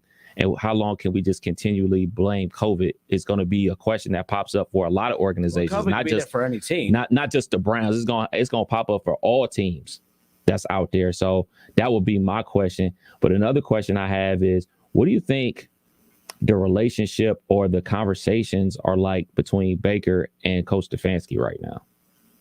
No, it's not a united front. It's not a united front. Who knows what those conversations are like behind closed doors? I want to know, like when Baker walks in the locker room, what's the vibe like? When Stefanski steps in front of the team, what's the vibe like? During practice when they're running drills, when they're running plays, what's the team like? Like, what are they accepting the coaching? Are they buying into the scheme that's being put in place, to the game plan? That's really what it comes down to. What's the interaction like with teammates on the sideline? Because you know what I mean? Like, if everyone if man, Baker's why we suck. No one's talking to Baker at practice. No one has his back. No one's defending. But players are coming to his aid all the time in the post games, in the media sessions. And I don't get that from Stefanski, though. I mean, these press conferences that he has, he doesn't answer any questions. And I mean, I get it. Going to give the coaches speak and everything like that. But I mean, at some point, you do owe it to not only your team, but to the fan base to answer something. Everything can't just be, we just got to coach him better. We just got to coach him better. Like, at some point, you got to answer a question. You can't, you don't have the rapport or the clout that Bill Belichick has, or the clout that even Mike Tomlin has. Like, you have to answer a question. And he never answers questions. So that's what would be my frustration if I'm a Cleveland Browns fan. I want answers, man. And I can't just sit here and say, all right, man, well, guess we just got to wait till next season. And that be that.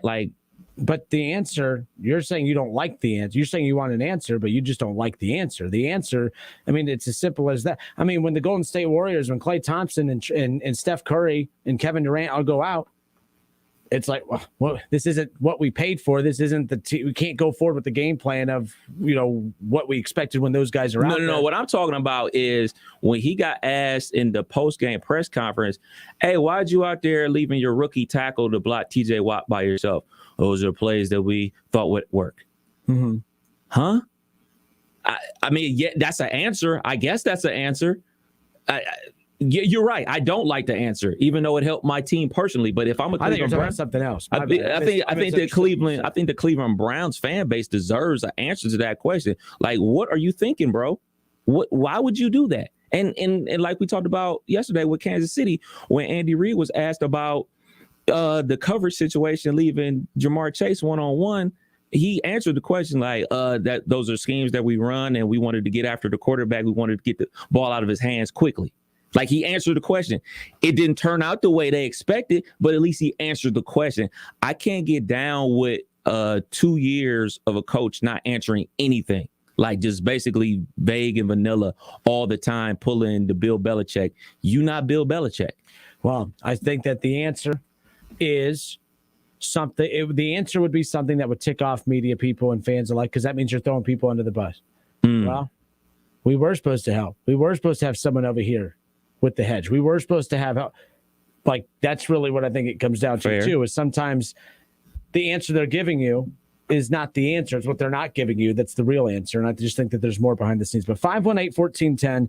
Kev, who we got? 518-1410. We got Mike on line 3. All right, Mike, how are you? Welcome. Hey, Justin, how's it going? It's Mike. Good afternoon. Happy New Year. Are you a Browns fan, Bengals fan? What's the topic of choice for you today, Mike?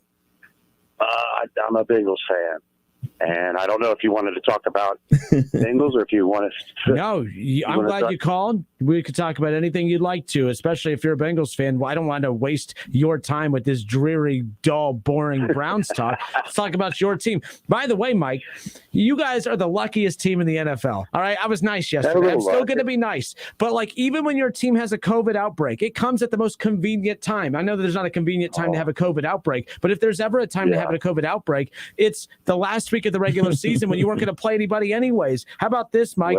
Von Bell, Trey Hendrickson, Trey Hopkins, Quentin Spain on the reserve COVID list. First of all, I hope they're fine. But the second thing is, of course, I've been waiting for this to happen to Cincinnati, where I'm like, well, maybe they'll lose a game because of COVID and all that. Nope, none of that. You have to wait till week 17 after the division's wrapped up. It's just an extra bye week. Right. You guys make me sick. I'm telling you right now. You got to have a little bit of luck. Just like the Browns had some luck last year. It was all luck last year. This year, there was no. They used their luck tank was empty heading into this year. Well, that's the truth. And I wonder, and I can't remember, but they kind of tailed off after they got rid of Odell Beckham Jr. They just, and I don't know why they got rid of him. I don't really follow him that close, but after they got rid of him, they really.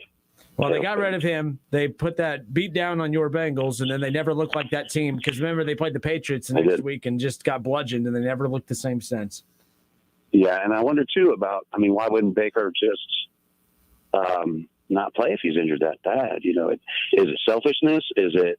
I mean, does he think he's that good even as an injured quarterback? I don't think it's selfishness. I think that's on the coach. All athletes will try to play injured. Every athlete thinks that they are good, that they are strong enough mentally and physically to overcome any kind of injury.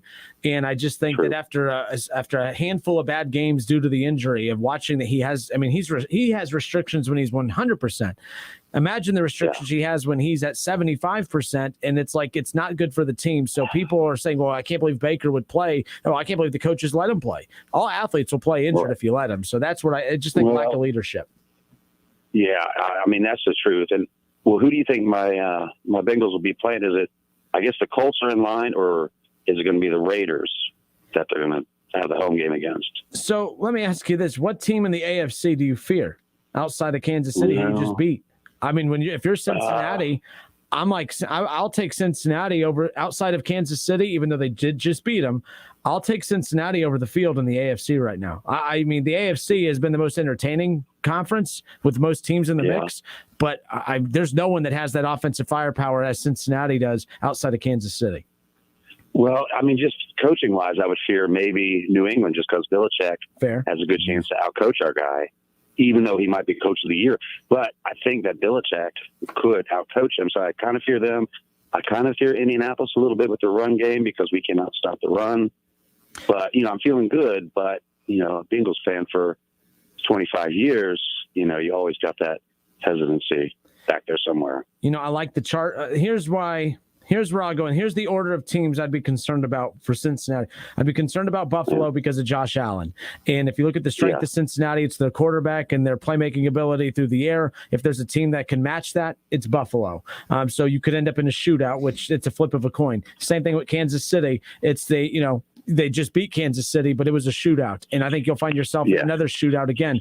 But Tennessee, I wouldn't fear even if Tennessee's defense slows down Jamar Chase in this offense. Slowing down, what does that mean? I mean, there's still too much firepower on the offensive side of the ball for Cincinnati. New England, you fear because of Bill Belichick, but I still feel like the offensive firepower for Cincinnati is too explosive. I'll take that over the Colts. I'll take it over the Raiders.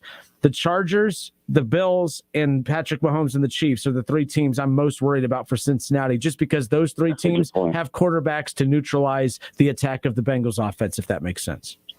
Well, if ever was that, so you're saying it could be a Super Bowl year for the Cincinnati Bengals. I don't know. I mean, I acknowledged how good they are yesterday.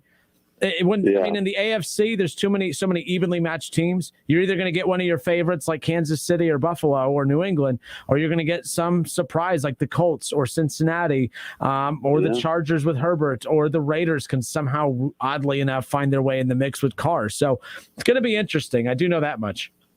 Anything could happen, anything could happen, and I'm looking forward to it. Hey, Mike, I appreciate the call, man. You take care. All right. You too, Justin. Thanks. 518-1410. Look at day 2, getting along with Bengals fans. New year, new me. You look at the AFC, though, Kev. If you're the Bengals, every team has deficiencies. The Bengals have them, too. But defensively, I'm thinking, okay, they're not going to be able to shut down teams, but they're going to be able to outscore teams. Right. And in a shootout, I don't fear a shootout with the Raiders. I don't fear a shootout with the Colts, although they're capable, but I don't fear a shootout with the Colts.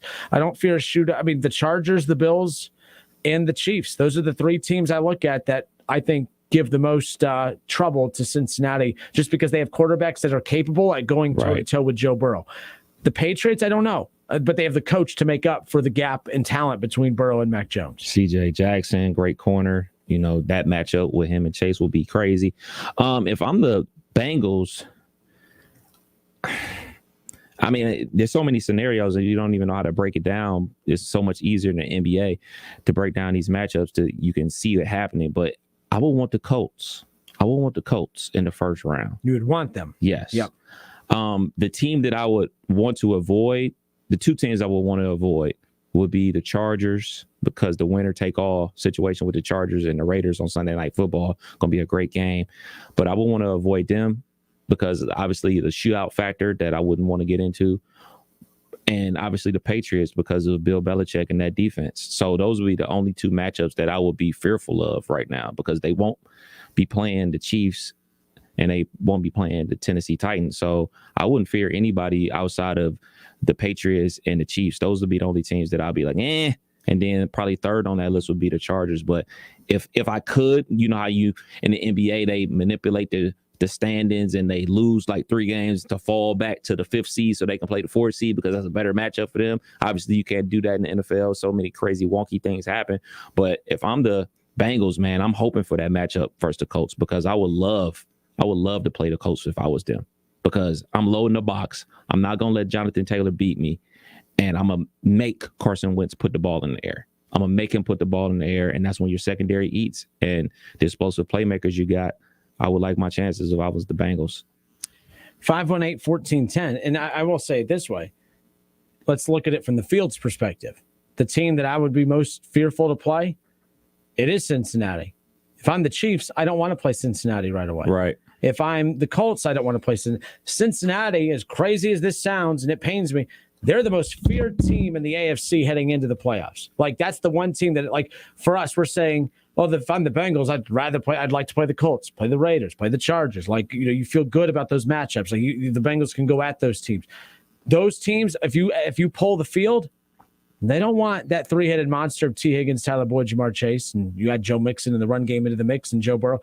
The Bengals are the most feared team in the AFC, in my opinion. Not the best team, but that's not the team I want to see, because they're new and they're fresh blood. And sometimes, like, you're already taking an explosive Bengals offense. Now they're going to play inspired football even more because it's the playoffs and they get to play at home. So, man, I don't know. Too much positive Bengals talk.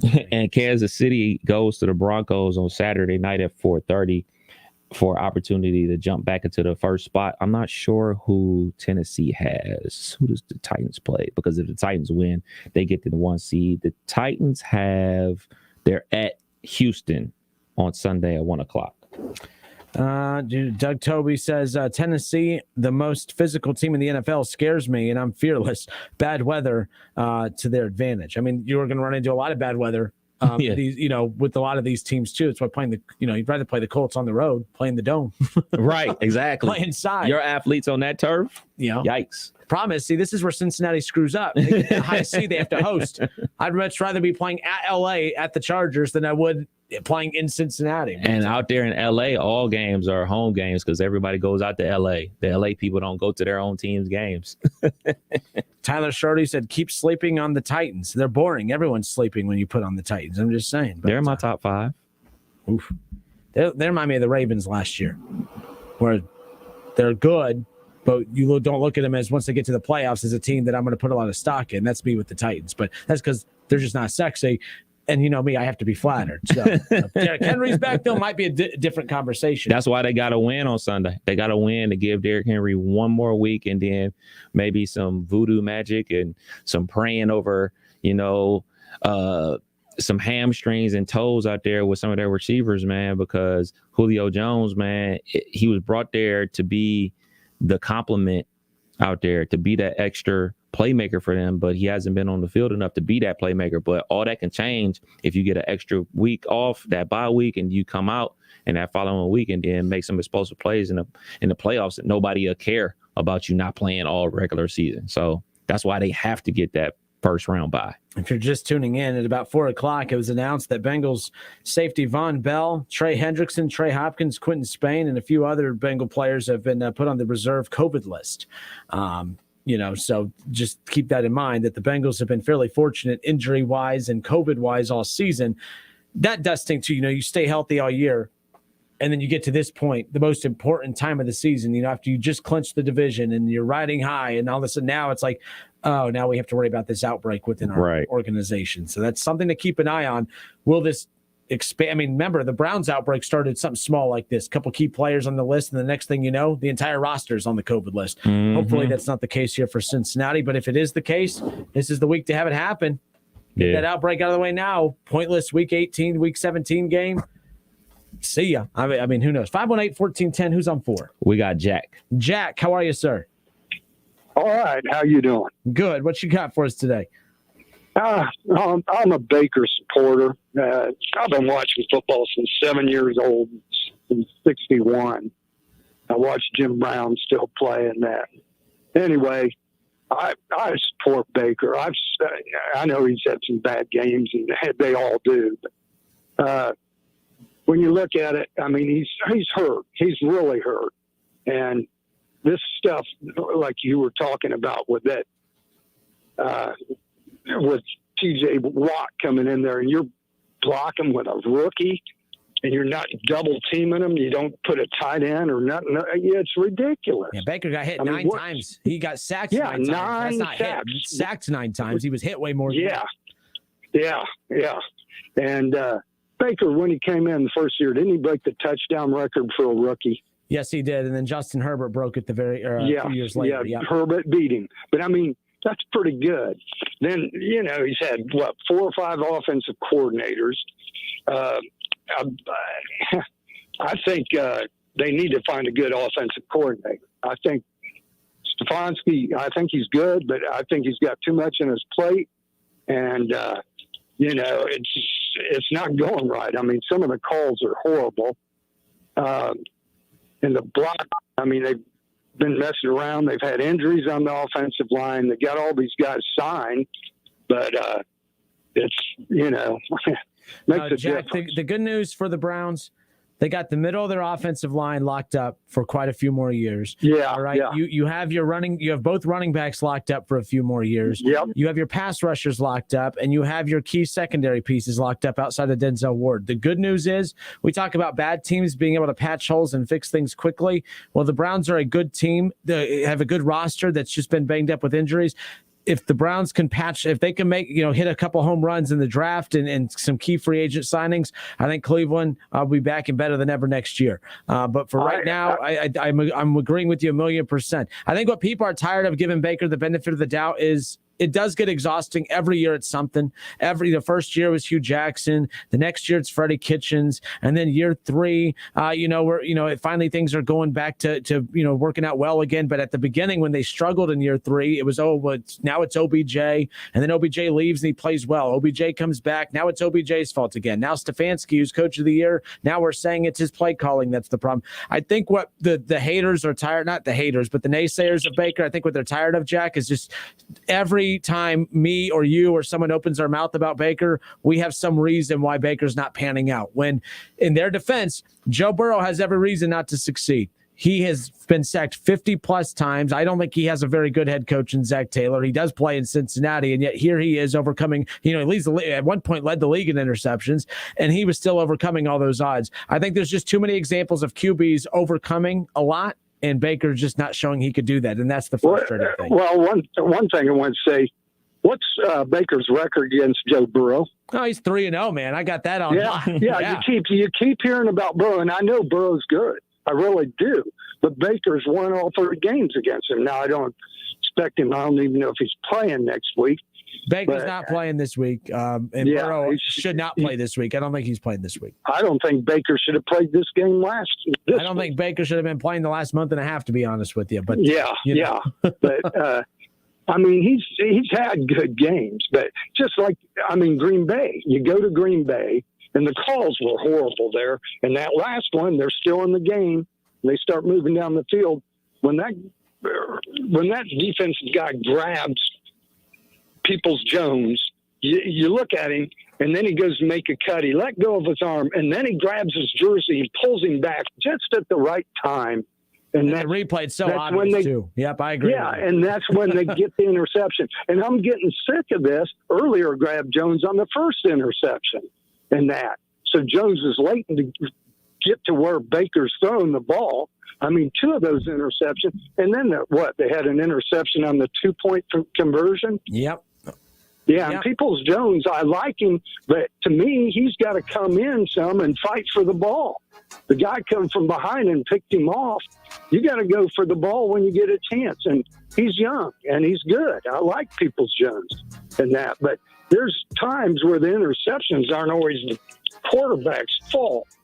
And 2 or 3 of those in that game could, and the calls, when you got a receiver out there alone with a defensive guy, and these these refs aren't catching it.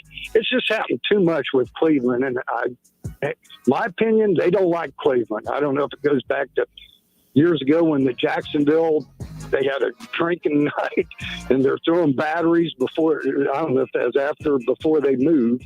And that's another thing. When's the last time they went 11-5? The year before the Browns moved, I think. Oh no! I mean, look, Cleveland. This is the most success that they've had. Well, I should say last year. I mean, this is the most excitement we've seen. And Jack, thank you so much for the call. Happy New Year, and we'll keep following along to see where this Baker storyline is going. But yeah, Kev, I know what you're saying earlier about eventually. Although there are legitimate reasons why Baker has not been able to fully reach his potential. It's just year 4. People are tired of hearing about, the injuries. The offensive coordinator. The play calling. The coaches. This. That. Every single excuse that people call it is legitimate, though. There's not one that is not legitimate. Every one of those plays a role in the holding Baker back.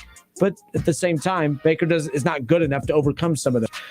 Burrow's fan-freaking-tastic as much as it pisses me off, but you know what? The dude, he overcomes the horrible management of the offensive line. The front office, I don't give a rip how much talent you put around Joe Burrow to put him in position to succeed.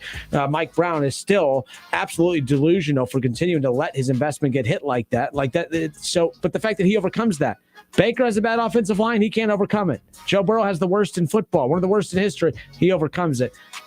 But there's just too many examples of quarterbacks overcoming those things for me to sit here and continue to give Baker the benefit of the doubt. And we've seen so many other quarterbacks get moved on. You know what I'm saying? They move on to the next guy. Like we can take a look at a guy like Mitch Trubisky. He was the quarterback that got the Bears to the playoffs twice. And the first time they got to the playoffs, he was the reason why. And then the second time, he's the reason why. Like, they benched him, brought him back in. They go on a 5-game winning streak to get to the playoffs, and they still move on from him. And I think that's why other people that want to move on from Baker said, like, well, if we're moving on from all the other quarterbacks out there across the NFL, what makes him so special that we got to keep holding on? And to your point, like it's not a Aaron Rodgers like situation. It isn't a Lamar Jackson thing where, like, well, he's the reason why we're running these games, period. There's no doubt about it. So, like, I think that's why people like, all right, man, what are we doing here? Who are we going to pick? And I know that that's not where people want to go. But it to me, it seems like they need to make a decision if they're going to be rolling with Coach Stefanski or they're going to be rolling with Baker Mayfield. Because from my perspective, it's like oil and vinegar. Like, he bought in last year. And this year, it didn't seem like Stefanski was willing to buy in to Baker. It's almost like the NBA where, you get a coach and they say, like, they have a hot shot young guy and they come in and like, all right, I'm going to give you this. I'm going to give you your bad shots, but you still got to buy into the system still. And I don't think that Coach Stefanski gave enough to Baker to let him do his thing and still go into the team concept. I think it was, this is my system. We're going to run my system, period. I don't care if you're out here with one leg, 2 arms, 2 legs, a broken foot, broken elbow. This is my system. I'm not making adjustments. And that's a coach's job to make adjustments. And I don't think Coach Stefanski made those adjustments, not only for Baker Mayfield, but for the team, for the Browns overall. All right, coming up next, ESPN Radio's Jason Fitz. We'll talk about your Cincinnati Bengals. We'll talk NFL playoffs as that picture is starting to finalize. We'll, of course, get close to putting a bow on the 2021 college football season. Ohio State makes it official with their new defensive coordinator. We'll get to all of that. ESPN Radio's Jason Fitz. He joins us next.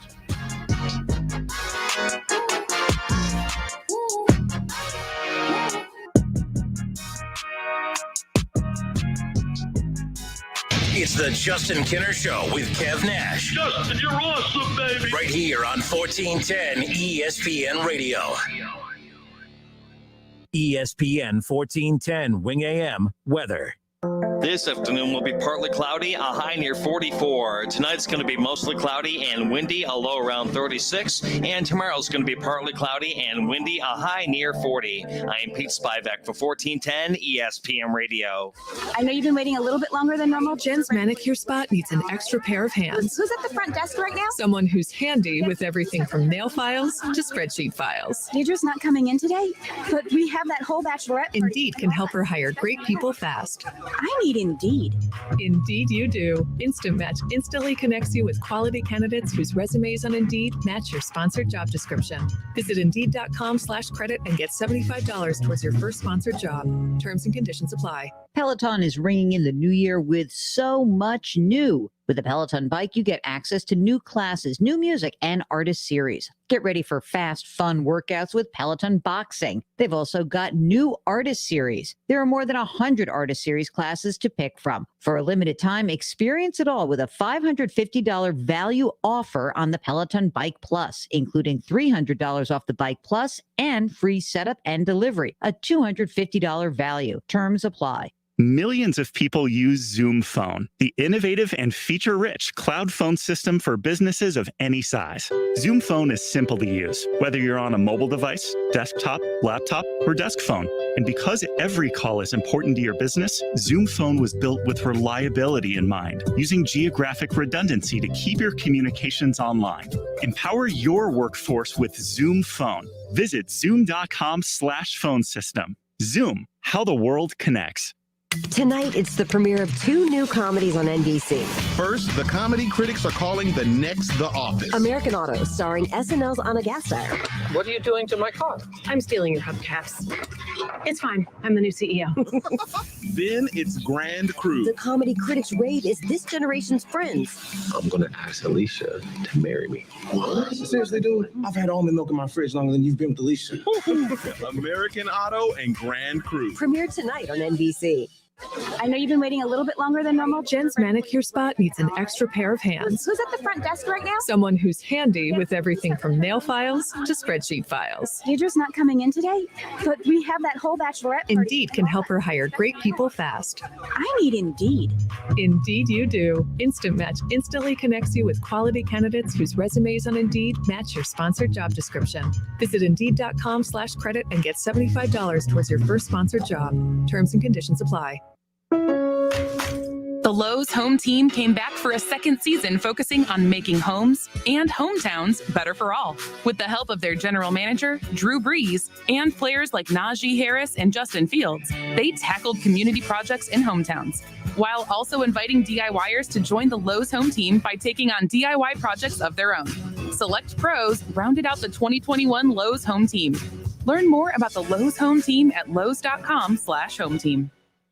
Do you have standing water, a wet basement, or water in your heat ducts? Hi, this is Jeff Heil from Buckeye Landscaping and Ohio Irrigation and Drainage. At Ohio Irrigation, we have a solution to end your drainage problems. We provide a free custom design and estimate to meet the needs of your home and keep you worry-free when it rains. Call Buckeye Landscaping, Ohio Irrigation, 432-9911, or visit our website, buckeyeindohio.com. That's 432-9911. Stop worrying. Call for a free estimate today.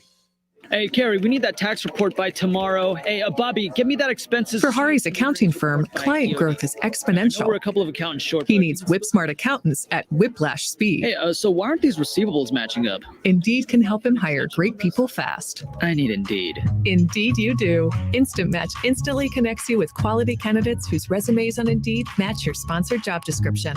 Visit Indeed.com/credit and get $75 towards your first sponsored job. Terms and conditions apply.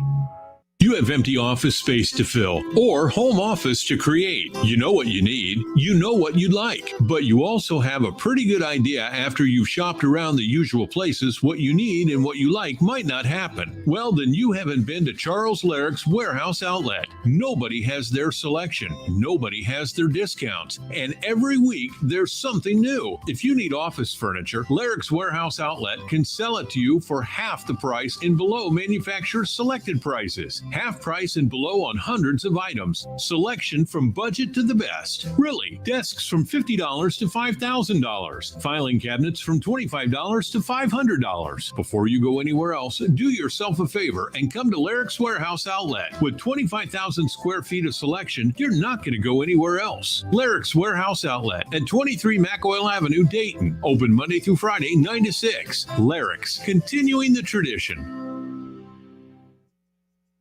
Do you check your Google search results regularly? You should. People often get their first impression of you or your business online. Negative comments on the internet can impact your life and your livelihood. Take control of your online reputation. Get your free reputation report card at reputationdefender.com. It may reveal negative posts from an ex-employee, upset patient or client, news article, legal issue, or even exposed personal information right there in your Google search results. Uncover what's lurking on the internet about you with reputationdefender.com's patented scan and get your free reputation report card. Or for immediate assistance with your reputation, call 800-401-6681. Our cutting-edge technology helps make your Google search results look their best. Call 800-401-6681. That's 800-401-6681. 800-401-6681. Or take the free scan at reputationdefender.com. Want the same internet but more privacy? DuckDuckGo's got you covered. With one download, you can search and browse privately, avoiding trackers, all for free. DuckDuckGo. Privacy simplified.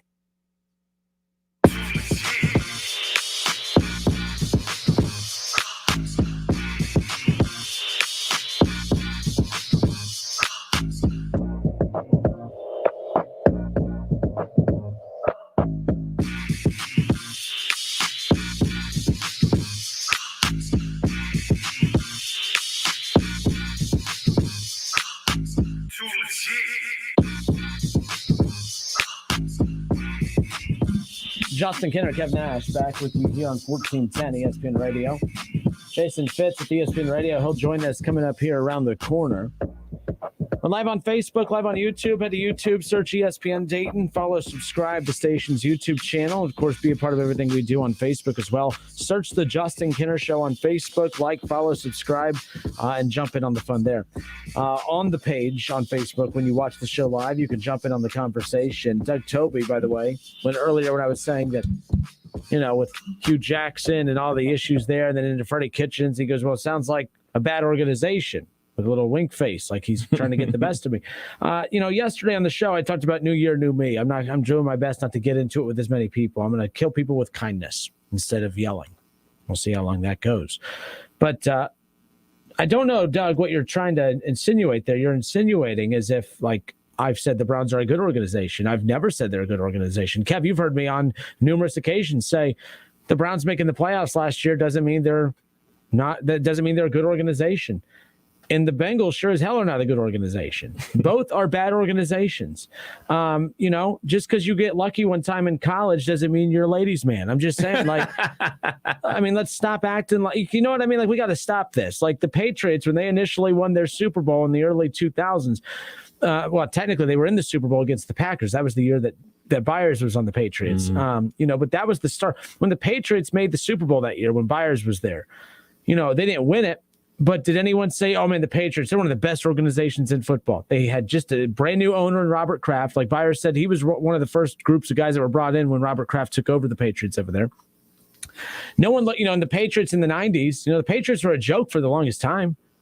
It was a bad football team, a bad organization. Pink jerseys. Yeah, Kraft came in. They made that Super Bowl in the late 90s. That was Byers last year there with the Patriots. And no one said, oh, man, this is a great organization. It was just a great team. Then they made the Super Bowl in the early 2000s. Of course, Tom Brady, they win it. Okay, good organization, solid, starting to improve, a little foundation, starting to make grow. And then it took off from there. But if you think that making the playoffs one time, and making the playoffs even quite a few times, it doesn't make you a good organization. The Bengals made it 5 straight years in the early 2010s. It did not make them a good organization. I'm not hating, folks. It's the reality of it. I'm even saying the Browns are not a good organization, and they made the playoffs last year. What's the window of success you have to have before you can start to shake the perception of bad ownership or just a bad organization? Cincinnati, I feel like, has to work way harder than anybody else to shake that. Charlie brought up a good point yesterday. He thought I was trolling him. I wasn't, but he wasn't wrong when he called in to talk about all the AFC North championships that they've won. They do. They win the division a lot. For a division that has the for a division that has the Steelers and the Ravens, the Bengals win the division quite often. It's not like, if the Browns win the division, I think it's bigger news if the Browns win the division than the Bengals because of how often the Bengals do it and how rare it is for the Browns to do it. They just don't. So that's what I told Charlie yesterday. I was like, but that's what's sad is 5 straight playoff appearances in the 2010s. They do win a lot of division titles, and yet they still can't shake that perception of being a bad organization. I don't know what the length of time is that you have to have some kind of sustained success to be able to shake the perception of being a bad organization is. Cleveland, I don't care if you make the playoffs 5 straight years. You're still a bad and they're a joke of an organization. I said that last year when I was riding high. I'm not just playing. I'm not being convenient here. I'm not saying this because it's convenient because the Browns aren't in the playoffs this year. I said it last year when they were riding high, and I'm saying the same thing about the Bengals. So, Doug, I don't know what you're trying to say there. They are a bad organization. You didn't burn me because I'm telling you that you're right. They are a bad organization, just like your organization. It is what it is. I think we'll just take the Cincinnati Bengals in this case. Like, okay, if they're able, well, not even if, they are going to the playoffs. They're locked into the playoffs. They're AFC North champions. If they're able to win a playoff game or two within the next 2 seasons, then we can start shaking that perception of them being a bad organization, and not only win playoff games, but do things that not only the talking heads, but everybody that follows football says, man, that's a good move. Like free agency wise, we talked about this with the whole situation with so much money to spend in the off season and them not shoring up the offensive line and everything like that. So if they're able to make some tweaks in the offensive line and get some veteran offensive linemen, then that will help shake the perception, because there's still a situation where Joe Burrow is constantly sacked and constantly hit. So if you're able to shore up the offensive line and win some playoff games, then people will say like, oh, looks like they're turning the corner, not only on the field, but in the front office. And those are the things that you have to do. You can't do it all in one fell swoop. Like, I don't even know if the Cincinnati Bengals were to make the Super Bowl, I don't think we can get on this microphone and say like they're a well-run organization. I think that would just be, man, these guys in the locker room and that coaching staff, they did it. They were able to do something amazing. I don't think that you can say like, oh man, the front office, they were the reason why this happened. Like, yeah, the Cavs won an NBA championship, and I don't think that bolstered the perception of the Cavs being, I mean, that's one hell of a well-run organization in Cleveland. No, they were able to ride the coattails of LeBron and that talented group that came through, left titles on the table probably, the Warriors dynasty that kind of blocked LeBron from getting more. But no, I don't think, like after that championship, I don't think it changed the perception of the Cavaliers. I think that was a LeBron champion. That wasn't a Cavs championship. That was a LeBron, and with the Bengals, I don't know. So someone here, let me just go to Facebook on the feed there. So Damon Hahn on Facebook, he says, I think Cincinnati will always be seen as a bad organization as long as Mike Brown is involved. But I've always laughed at this because Mike Brown, whether I like it or not, or you like it or not, they made all the players on this roster, all the players that were drafted, it was the front office that picked him. True that. Joe Burrow is a result of that front office. Like everything that goes on in that field is a mirrored image of decisions that were made as a group collectively to put a winner out on the field. But no, I still think the Bengals are a bad organization. I'm not going to budge on that. Maybe not hating. That doesn't. They're a good team. There's a good roster. They're still a bad organization. A bad restaurant can have one hell of a lasagna. It doesn't mean they're a good restaurant. It just means they have good lasagna. The Bengals aren't a good organization. They just have really good lasagna.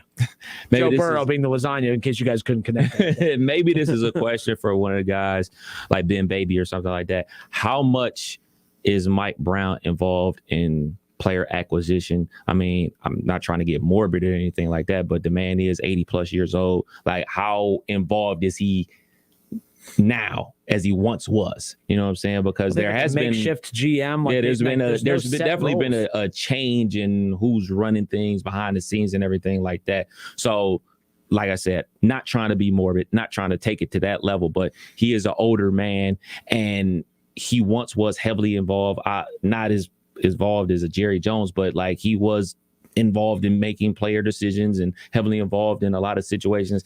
Is that still the case? Is that responsibility been trickled down to, I believe his daughter was making a lot of decisions and everything like that? Is that more her responsibility and the team around her? And is she more that? Is that the new renaissance of the Cincinnati Bengals? I'm not involved. I'm not tapped in like that to know. I mean, so that's more of a question. Family. But like in 518-1410, by the way, you can jump in on the conversation. help us out here. I'm just curious. Like, I'm not, this isn't a hating the Bengals segment, but this stemmed from a conversation when Charlie called into the show yesterday. He said that the Bengals were, a very good organization because of all the AFC North championships that they've won. And, they're in the playoffs this year. And I said, look, I'm not hating on the Bengals. I said the exact same thing about my team. The Browns, they made the playoffs last year. They made the playoffs last year, and they won in the playoffs. And I said, they're still a joke of an organization. And I'm not saying that now because of this season. They were in the playoffs last year. It was the week leading into the Steelers playoff game. And I was still saying, hey, by the way, regardless of the outcome of the Steelers game, the Browns are still a bad organization. I don't think it's a small window of success that erases the perception of what a good or a bad organization is. Hell, the crazy thing is the Cowboys won 3 Super Bowls in the 90s, and they've been very irrelevant from a playoff perspective since then. And yet they're still one of the best organizations in football from a free agency standpoint, from a perception standpoint. And I've always said this too. People rip Jerry Jones. If Jerry Jones is the owner of my team, you're in good shape. You know that it's a guy that wants to win. You know it's a guy that'll spend money and do whatever he has to put winners out on the field. Does it always result in wins? No, it does not. But you always feel like, okay, we're bad this year, but man, I know Jerry's not going to let this happen. He's going to fix this in the offseason. Bengals fans don't feel that way when things are bad in Cincinnati. Cleveland fans definitely don't feel that way in Cleveland that, we're a couple dimes here or there away from fixing this thing. It's like, oh God, what 3-year rebuild plan are we about to start now? That is the difference. But 518-1410. So let's see. Doug Toby says free agent linemen would not come to Cincinnati. Now that they have Burrow, they might come. Doug Toby, it's not that free agent linemen would not come to Cincinnati. Your owner, your great organization would not bring them. When Joe Tooney wanted to go to Cincinnati, they wouldn't give him what he was asking for. All right. Instead, they'd want to take a chance on, moving up in the draft to take a guy that had a 5th round grade in the 2nd round in Jackson Carman. I don't get that. Like, again, not beating up on the Bengals here. I'm beating up on organizations. Like, how long do you have to win as an organization before you shake that? And I just think I agree with Mullins or Damon Hahn. I'm sorry. Damon Hahn said, as long as Mike Brown's there, I don't care what success on the field happens. It's not going to shake it. And I kind of agree with him as far as that's concerned. Ron Mullins, it was Mullins here that said, it is what players and free agents say about a team that shows if it's a good or bad organization, not wins or losses. And Cincinnati constantly has former players bashing their own team to the media. And it goes back under this ownership. So that's always where it's at, or at least within the family ownership line. It's amazing that, Carson Palmer bashes the Cincinnati Bengals for his time there. But then a guy like Chad Johnson, he's still beloved there, and he loves the ownership down there in Cincinnati. So, well, keep in mind, when he wanted money, he got it. Chad Johnson was taken care of. But the difference between Chad Johnson and Carson Palmer, and I'm definitely not saying Chad Johnson didn't want to win, because he did, and they did win, but, and he did want to win. But Palmer was saying, hey, yes, I know we're good enough to win, but to be good enough to go to that next level, we need to do X, Y, and Z. And the ownership wasn't willing to commit to X, Y, and Z. And those are those things that players talk about around the league and say, hey, man, you can go there. But, like, this is where we're going to learn about the Bengals. They have something cooking here. Like, they've made the playoffs. They've won the division. If they just look at what they have and say, well, let's maybe add 1 or 2 names in the offseason. We're not going to make a lot of changes in the offseason. We're just going to go back into next year with what we have and just hope that another year of gelling, another offseason, you know what I mean? Another year of, Jamar Chase, 2nd year, 3rd year, Joe Burrow. You know what I mean? Like, if they do that, that's exactly the stuff that has always driven former Bengals players crazy is that they've never been willing to look at something good that they have and take it to that next level. We're going to find out if they're willing to do that, but I don't want to skip over what they're doing now to get to that. But I'm just saying that that's something that was always a big thorn in the side of Carson Palmer back in the day. Yeah, I mean, you look at Carson Palmer, he retired because of that. So, like, a dude that was willing to sit out part of his career because he wasn't getting what he wanted, and what he wanted to do was win, and you can't fault him for that.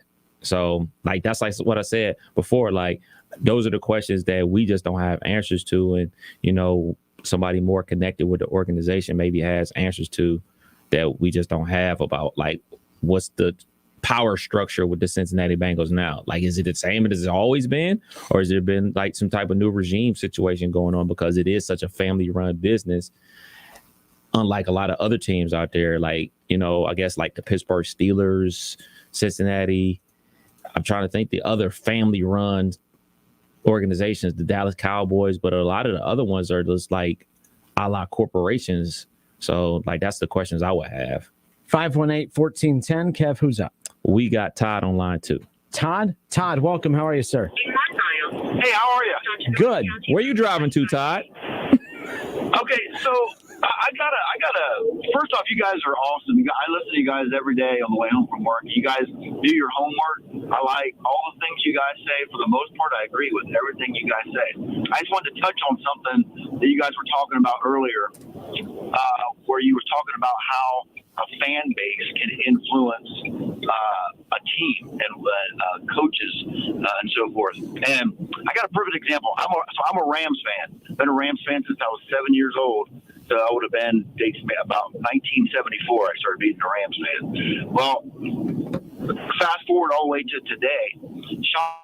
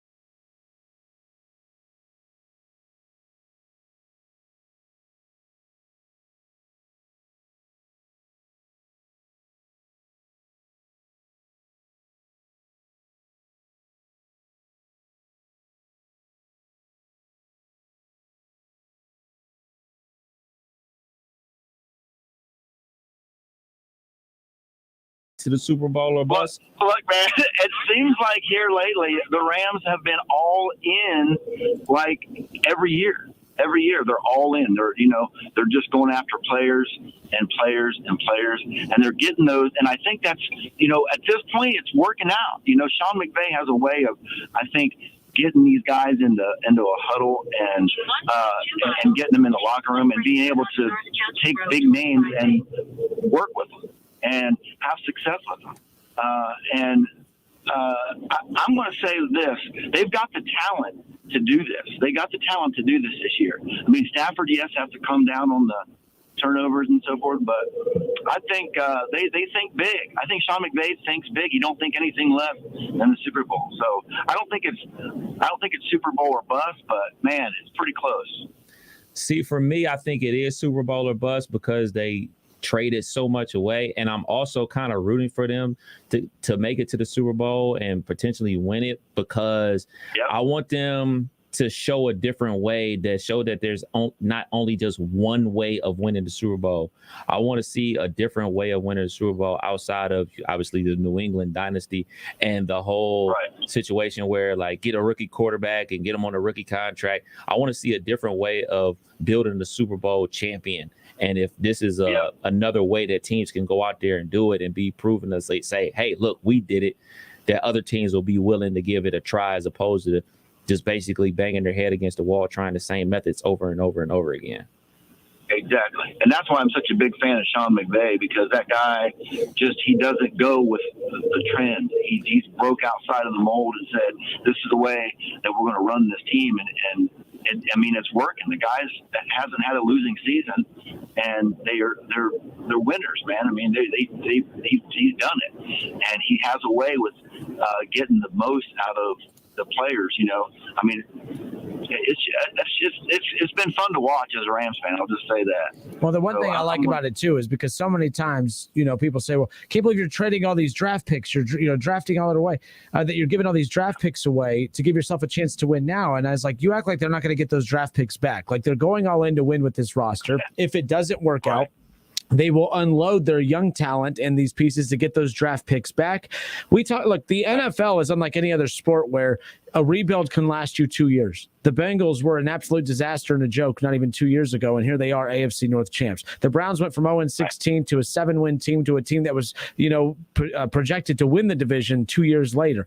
Like that's how quickly you could turn things around in the NFL. So I don't know why more teams don't be more ballsy when it comes to trading draft picks away, because you know what? If you go all out and you have a talented roster and it doesn't work and you want to hit the reset button, get rid of all your prospects like the Jaguars did for draft picks, load up on the draft, rebuild that way again, and then start over. I don't understand why more teams don't do it, which is why I agree with Kev. I'm kind of pulling for your Rams to pull this off, because if they could show a blueprint that, hey, look, we got to be aggressive like this team, I think you'll see more teams do it. But I think that the end result has to lead to what we're all seeing is hopefully a Super Bowl. Right. If a Super Bowl comes the Rams' way for them being aggressive, I think you're going to start to see other teams pull the trigger.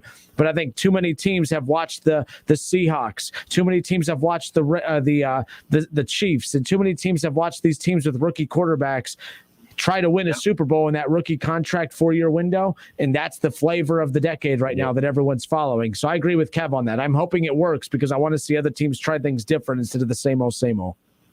Absolutely. I like the way you guys think. All right, Todd, thank you, man. I appreciate the call. Take care. Be careful driving. You guys, thank you. 518-1410 is the Justin Kinner Show with Kev Nash, presented by Tim's Bar and Grill on Brown Street, and of course Brad Mays with Home Experts Realty. But that's the thing. So many people are focused on the Rams. They gave up all those first rounders, and they'll get them back. Yeah. And if they don't get them back, that means everything they traded for led them to the promised land, the Super Bowl. And then they'll blow it all up and start over again. I mean, when I say blow it all up, you got to trade those guys, and you trade them for draft picks, and then you rebuild that way. I'm not worried about the Rams. So many people are like, oh, that's terrifying, giving up all those draft picks. You'll get them back. You're basically just investing those draft picks for ready now talent. I would much rather have NFL veterans on my roster helping me win now than a bunch of rookies that I'm hoping can all develop at the same time. That's why baseball is so damn hard to watch. You got to hope that enough prospects all click at the same time. And that doesn't always happen. Right. Yeah. And that's why I'm rooting for it, because, like you said, it's the flavor of the month. It's a copycat league. They see one team win it this way, then everybody tries to do it that way. I would like to see a team win it the way the Rams are doing it, basically trading away the future, mortgaging the future for the here and now, and win it. So maybe there's teams doing it that way, and then there's another team trying it the old-fashioned way, or maybe there's a team that's trying to build through the draft, or maybe there's a team that's trying to build it through the rookie quarterback thing. Just like a different type of flavor, man. So that's kind of why I'm rooting for them. Now, do I think they're going to do it? I don't think they're going to be able to pull it off. I'm not a Matthew Stafford believer. He was absolutely horrible versus the Ravens last week, and then you say, like, well, you look at what Joe Burrow was able to do with that offense against that same Ravens defense that's banged up to all heck. He was putting up 500-plus yards with T. Higgins, Jamar Chase, and all the fellas out there. And then Stafford goes to out there with OBJ and Cooper Kupp and all his guys and his weapons, and they're in a dogfight to the very end. Credit to him. And they were able to pull out and get the W, and they're also getting Cam Akers back. That is amazing that he tore his Achilles and is back this season. Like, that's insane. Like, is this the new way? Is this going to be the new way? How, like, when people saw Adrian Peterson tear up his knee, and then 4 months later he's coming back to rush for 2,000 yards? Derrick Henry will be back. He's coming back. I thought that was a season-ending injury, and he'll be back by the postseason. Like, what's going on here, dude? So, like, I don't know, man. Look at Kevin Durant. He tore his Achilles, sat out a year. Exactly the same player. I mean, Joe Burrow, that damn pinky injury, how he managed. I did so well. It was fine. It is what it is. It is what it is. All right, 518-1410. Kev, who's up next? We got Ron on line 3. Ron on 3. Ron, how are you, sir? I'm doing good. Love you guys for all the times you fill in my day, and I get to hear you at the end of the day. And you guys are great. I just follow this show all the time, but I do have a question for both of you. On the Baker situation. Yep.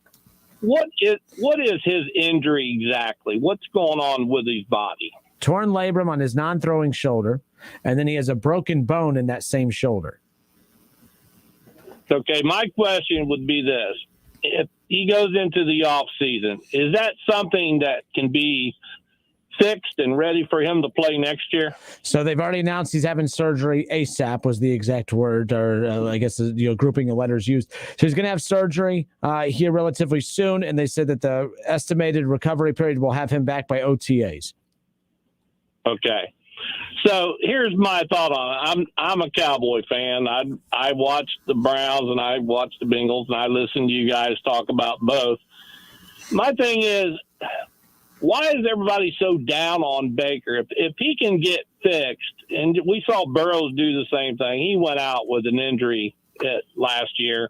He came back this year. Dak with the Cowboys, he got injured. He come back. Why is everybody down on Baker when last year everybody was up on Baker? They went into the playoffs. They almost beat the Chiefs. I don't understand why everybody is so about getting rid of Baker. Let him get fixed and go back to being the Baker he was. And, hey, that team, I don't see anything wrong with that team. They got everything else. Well, look, here's the deal. Ron, the frustrating part is that, and you're right, everyone ganging up on Baker, get rid of Baker, move on from Baker. I get so tired of people bringing up crazy takes like that without having a solution. Okay, I'm okay with getting rid of Baker if it means getting a Russell Wilson or an Aaron Rodgers or a very good quarterback. But you know what? There's no solution out there. Everyone just wants to get rid of Baker. Okay, then who do you want? Oh, then it's silent. No one has an answer. And I'm like, exactly. You're going to have to go get a middle of the line backup quarterback to be your starter. Maybe you bring Case Keenum back. But you know what? How many times have we seen Case Keenum get an opportunity with the Browns and they refuse to let him throw the ball? Maybe because he can't throw the football anymore. I have no idea. But the point is you're going to go get a Nick Foles? All right, you're going to go get an Andy Dalton. I mean, who are you going to get? I mean, those options aren't better than Baker? A healthy Baker Mayfield is better than any other option that's a realistic solution. So until I hear solutions that make sense and that aren't, fantasy football solutions, I think it's really silly of anyone to say the Browns need to move on from Baker. Okay, move on from Baker and get who? So that stuff drives me nuts. I'm with you on that. Yeah, I'm just to the point where it's a discussion, and I listen to ESPN all day long because I'm in my truck going to different jobs. But I'm just so done with hearing about how bad Baker is. They need to, go to something else, get rid of Baker. You know what? I don't know why all these people are saying that, because I will fight. I'm not a Brown fan. I just look at the team and think, hey, how long did you guys go without a good team until Baker and everybody else showed up? And then he gets hurt. He's out there playing hurt. Give the guy a break. I mean, Baker's the only quarterback I know that can come to an organization after being 0-16, totally change the franchise, totally turn the franchise around as far as winning's concerned. And then he doesn't get credit. Oh, it's because of the defense. It's because of the offense. I'm like, well, that's every quarterback out there. When Russell Wilson got to Seattle and they were getting to Super Bowls, no one said, well, some people, I guess, were trying that with Russell, but Russell was winning the Super Bowls. He was winning games. Oh, well, it's not because of him. It's only because of the defense. It's only because of the run game. Well, no, there was some people that said that, but everyone made Russell Wilson a superstar right off the bat. And Baker's numbers better than Russell's first 2-3 years in the league. That's what really just fascinates me when you go look at Baker's numbers versus some of the other greats in the league. Baker, he's just a polarizing dude. It's easy not to like him. I like him, and I understand why people don't like him. So it is hard to defend someone that brings a lot of that negative attention to himself, though. So we'll see. I agree with you. Well, thanks for taking my call. Appreciate it. You guys are great. Take care of yourselves. Have a good year. Appreciate the kind words, Ron. Take care. See you guys. 518-1410. 518-1410. We got Anthony on line 4. Anthony, how are you, sir? Welcome. Hey, I enjoy the topic today. I want to steer you guys' thunder about the different organizational philosophies between Cleveland and Cincinnati. One thing, I'm not a Cleveland fan, but Cleveland always seems to be more proactive than Cincinnati. I've noticed that, and despite all the the changes in Cleveland for coaching, but they seem to be more committed, more proactive. The key word is proactive, and Anthony, what do you mean by proactive? Like, I want to make sure I'm on the same page as you. Proactive, I mean, as far as commitment to winning, free agency, spending money, doing stuff for the fan base, being involved in the community, in the city. I mean, just being proactive, like in that aspect, And I've always, liked the organization that's proactive in the sense of the Bengals always seem to be reactive. Well, to be fair, the Bengals are life. You don't get any place when you're always reactive all the time. Well, to be fair, I'll defend the Bengals on this. Although I didn't like all the moves they made, I'll give them credit for making a ton of moves this past offseason. I mean, they're AFC North champs, and a lot of it has to do with some of the moves that they just made recently. I know DJ Reader was out all of last year, but he was a big piece that they added last year. He's a big contributor. You look at Hilton that they got from the Steelers, Owuzie, who I was not a big fan of because I didn't think he did great things in Dallas, but he's been great for Cincinnati. Eli Apple, even, I know that's a strange one to bring up, but like he'll have a stretch of a lot of bad games, but he has made some of the biggest plays of the season this year. That's been a part of their success. You look at Hendrickson, who, I mean, my goodness, the tear that he's had. So, Anthony, I normally would agree with you. They usually are a team that sits on their hands in the offseason, but they have been very aggressive over the last two. They've spent over $200 million on this defense alone. And then you look at what they've done in the draft, of course, with getting T. Higgins, Joe Burrow, and Jamar Chase. I mean, hell, even Joe Mixon from a few years ago, he's a part of the core run. So, Anthony, I normally love a shot and an opportunity to take a shot at your Bengals, but I have to defend them here a little bit. Their aggressiveness is why they're AFC North champs right now.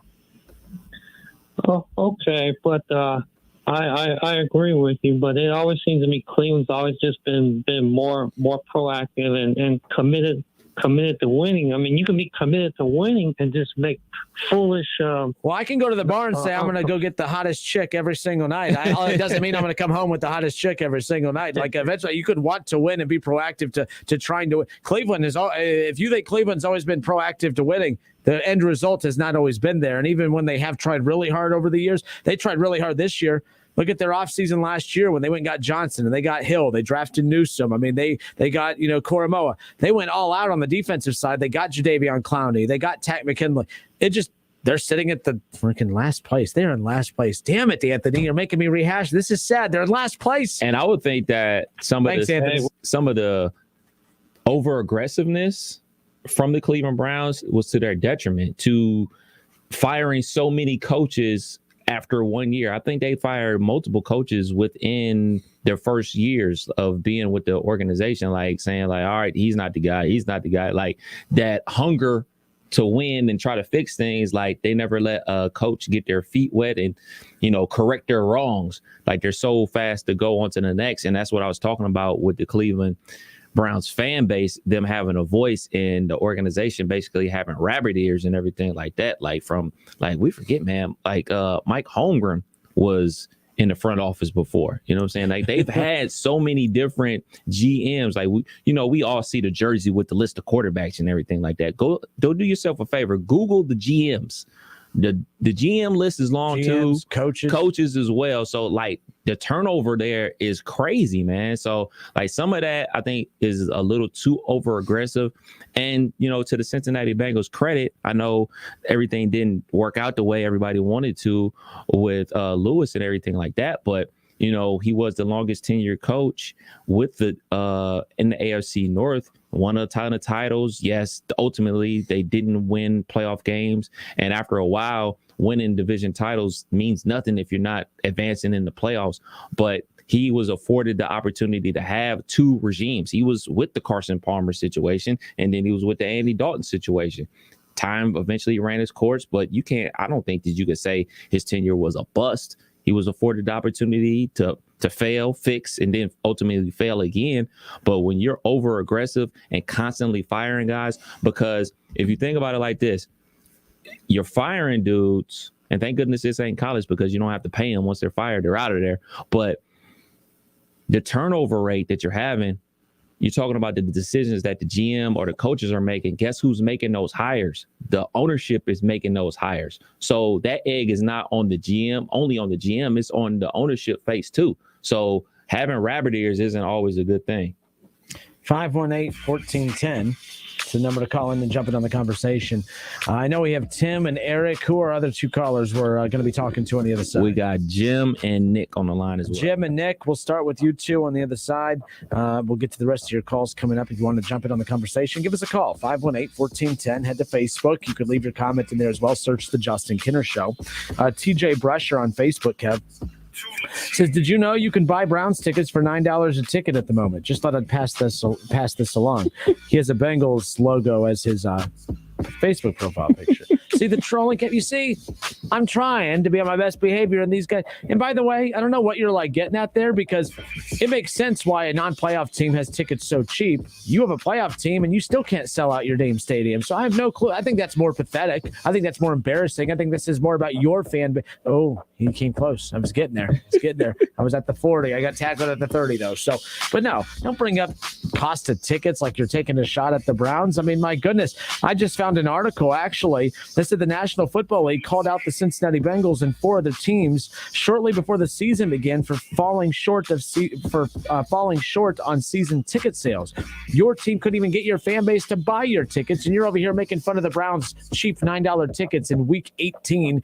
And maybe it's because no one wants to watch your team in your home field. No one wants to watch your team come play at Cleveland, apparently. So, no, I've been nice enough to Bengals. No, you got me. It's okay, though. But I'm just going to say, don't bring that weak stuff in here. Remember they used to have blackouts for games that weren't sold out? Yeah. They said, well, that's not a good thing to have because now no one watches our games on TV either. Yeah. So I'm just saying, don't bring that up. Don't bring that. And by the way, I also looked it up, too, because, bullets in the chamber. He's here. On the tear, people. Detroit, you know what to do in the chat. There's only three teams that are worse than the Bengals when it comes to attendance, and it's Detroit, Washington, and Jacksonville. Detroit, Washington, and Jacksonville. Washington don't even have a name. They don't even have a name. Yeah, I'm just saying. So it is what it is. 518-1410. Don't be bringing up tickets to the Browns game in a non-playoff team. Their season's over. The quarterback's having season-ending surgery, and you're making fun of the Browns because they have $9 tickets. You can't even sell out your stadium, and you're the AFC North champs. Don't be bringing that. I hope you sell out your playoff game, that's what weak fans do. They only go to games once the team makes the playoffs. I've been nice the last 2 days. This dude just had to go and poke the bear. I'm just saying. We'll be back in a moment. The Justin Kinner Show with Kev Nash. Presented by Brad Mays with Home Experts Realty. Weekdays at 3 p.m. on 1410 ESPN Radio. With the new law, more people qualify for financial assistance at healthcare.gov. Real customers like Taylor. I wish people knew how easy it was to get health coverage. This new law has made it so affordable. I'm only paying $52 a month, but there are quality plans for even less. New law, lower prices, more people qualify. Enroll by January 15th at healthcare.gov. Paid for by the U.S. Department of Health and Human Services. If you need new roofing, siding, or gutters, skylights, or patio enclosures, if you're a homeowner or business and need someone you can trust, don't take a chance. Enhance with Lance. Lance Roofing and Siding in Fairborn has been satisfying customers since 1993 and hold an A+ rating with the Better Business Bureau. Lance Roofing and Siding, 8460 Dayton Springfield Road in Fairborn. Call for a free estimate at 864-2722. That's 864-2722 or online at lanceroofing.com. Many Vietnam War veterans were unknowingly exposed to dangerous chemicals impacting their health and quality of life. There are now expanded benefits for veterans exposed to Agent Orange. Veterans with Parkinsonism, bladder cancer, or hypothyroidism who previously applied for VA disability compensation but were denied should reapply and might be eligible for retroactive compensation. Exposed veterans who have not yet applied should consider filing a new claim. For assistance, call Montgomery County Veterans Service Commission at 937-225-4801. Looking to save money this year? Look at Allstate. You can get the protection you need at the low rate you want. Visit allstate.com or call an agent for a quote today. These are tough times, but it's even worse if you're stuck paying endless fees for a timeshare you were misled into buying. Hi, I'm Chuck McDowell, founder of Wesley Financial Group. And now, more than ever, taking care of our physical and financial health has never been more important. If you were told that timeshare was a great investment or your maintenance fees will never go up, you need my help. In 2020, a lot of things have changed. One thing hasn't. Our commitment to helping good folks just like you cancel your timeshare permanently. We've helped over 13,000 families completely eliminate their timeshare debt, saving them an average of $65,000 in lifetime timeshare payments. So call my office today. I guarantee if we take you as a client, we'll cancel your timeshare or you'll pay nothing. Call Wesley Financial Group now for your free information kit. 800-626-5252. 800-626-5252. 800-626-5252. You have empty office space to fill or home office to create. You know what you need. You know what you'd like. But you also have a pretty good idea after you've shopped around the usual places what you need and what you like might not happen. Well, then you haven't been to Charles Larrick's Warehouse Outlet. Nobody has their selection. Nobody has their discounts. And every week there's something new. If you need office furniture, Larrick's Warehouse Outlet can sell it to you for half the price and below manufacturer's selected prices. Half price and below on hundreds of items. Selection from budget to the best. Really, desks from $50 to $5,000. Filing cabinets from $25 to $500. Before you go anywhere else, do yourself a favor and come to Larrick's Warehouse Outlet. With 25,000 square feet of selection, you're not going to go anywhere else. Larrick's Warehouse Outlet at 23 McOil Avenue, Dayton. Open Monday through Friday, 9 to 6. Larrick's, continuing the tradition. I need to be able to work from anywhere, so I need to have supplies, well, everywhere. It's possible at Staples. I need the same setup for my home as I have at the office, without twice the cost. Also possible, because your local Staples store has the tools your business needs to get work done. Now get 40% back in a Staples store bonus when you buy any 2 ink or toner cartridges. Explore what's new at Staples, the working and learning store. Ends 1/15, limit 2 in-store only. See staplesconnect.com/store bonus for details. Fed up with companies selling your data? DuckDuckGo is on it. They help millions of people like you take back their privacy online. DuckDuckGo. Privacy simplified. NFL fans, the season is finally here. Get your picks submitted at wingam.com. Click on contest and enter the Pro Football Challenge. Weekly winners will win $20 in Frickers Fun Bucks. Get to wingam.com and get your NFL picks submitted now. Touchdown! Incredible! Good luck. All sports, all the time. This is 1410 ESPN Radio.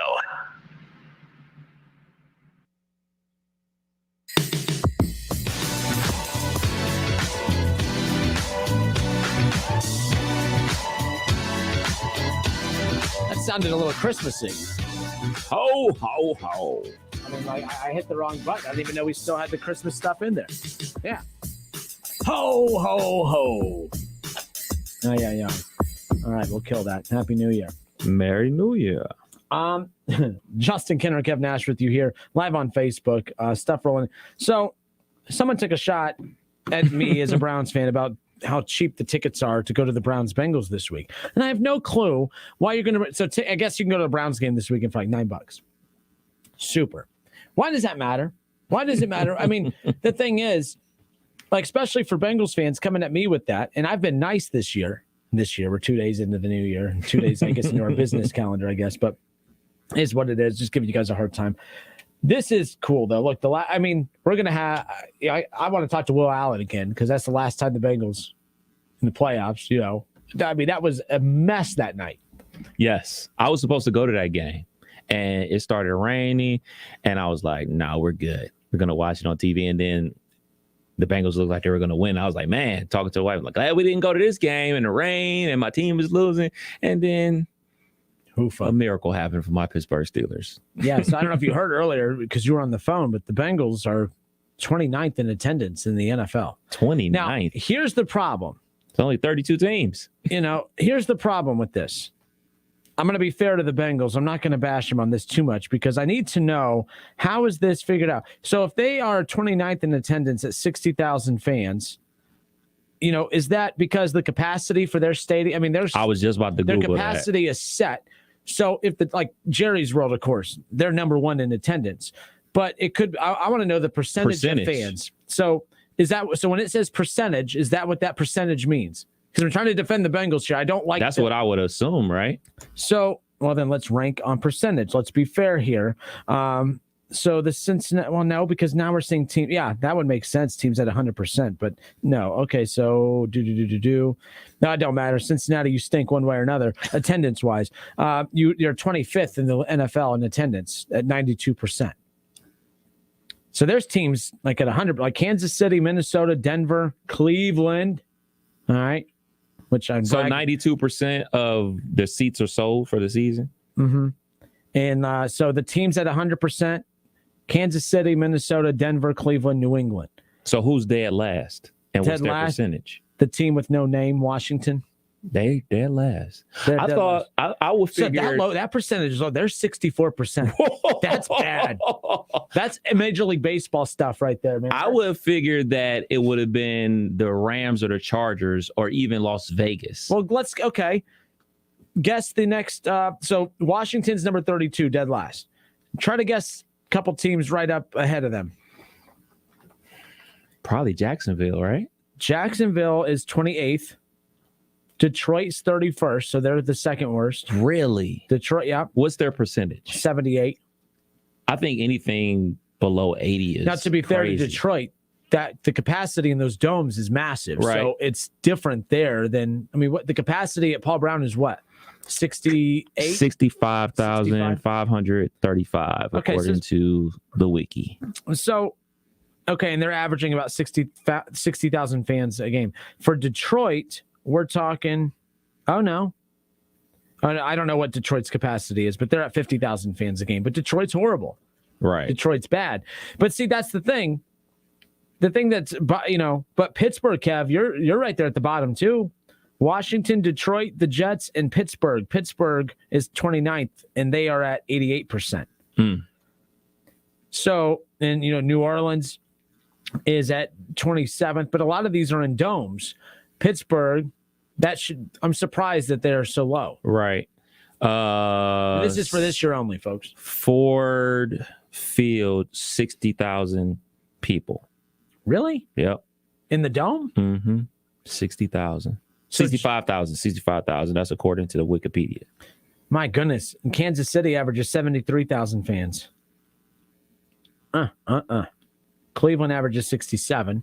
Yeah, I like the percentages because obviously every stadium has their own size and everything like that. And I know I had this conversation kind of with my brother before. Like, we get spoiled because we're Ohio State fans and there's 100,000. And then that team up north, they have 100,000. Tennessee has 100,000. The big house for these cathedrals of football. And then when you go to the NFL stadium, they're half. A lot of these places are half. I mean, look at Lambeau. Lambeau's like a high school stadium compared to. Yeah, I've told you, I've been to Lambeau. Every seat there is bleacher seating. Ugh. And when we were discussing, because I asked, I was like, well, why is it 2000 at the time? It was 2018 when I was doing the tour. I said, why do they keep bleacher seating throughout? Like, why no renovations or whatever? Because they said if they went bucket seating, they would lose 2,000 seats. Dang. Now, you're thinking 2,000. I don't know what their capacity is, but you got to think, if you take 2,000 seats away, everything's sold out there. You know what I mean? Right. So that's what's crazy to me. They would be losing so much money. Lambeau Field. Dang. Capacity. This can't be right. What is it? 80,000? That can't be right. Seating. So but that's the thing. So they would lose 2,000 seats. That's a lot of seats to lose for a waiting list to get in. Because every seat there's a season ticket, right? Right. Yeah. So you may think, man, 80,000 seats, you'd lose 2,000 of them. Well, you got to think, if 2,000 seats, let's just say on the cheap end, it's $50 a ticket times 8 home games. That's almost $1 million. You would lose $1 million a year almost. You would lose almost 900,000 a year. 800,000. Sorry, can't do math. It's okay. I thought Phil Collins was the coach of the Bulls earlier, so it don't matter. I'm just saying. But you know what I mean? So I've always found that interesting. Anyways, this all started because some Bengals fan had to take a shot at the Browns for having $9 tickets, and I don't understand. I've been nice. You guys are poking the dragon. And then here's Charles on poking Facebook. The dragon? Yeah. Kenner the dragon. That's still not the saying, is it? What the hell's wrong poking with the me? Bear. Phil, you're poking the Phil. You're poking the Phil Collins, right? What the hell's going on here? So Charles Apparently, see, this is why I'd rather just be mean, because being nice doesn't get me anywhere. Nice guys finish last. When I'm mean, the show rolls. When I'm nice, it's like I'm struggling here. I'm saying the wrong names. I'm saying poking the dragon. It's poking the bear. What is wrong with you? So Charles goes 2021 AFC North champs on capital letters, and then he has to say, eat it. Eat it, Kenner. You could dog us all you want, but we are the champs. Who day? Kev, back me up. Have I dogged him? No, you've been nice. You've been real good. You would these think 2 days. Someone called me Mo Egger the other day because I was so pro Bengals. You know, I'm just saying. So, you know, I'll never forget that someone called me a poor man's Mo Egger.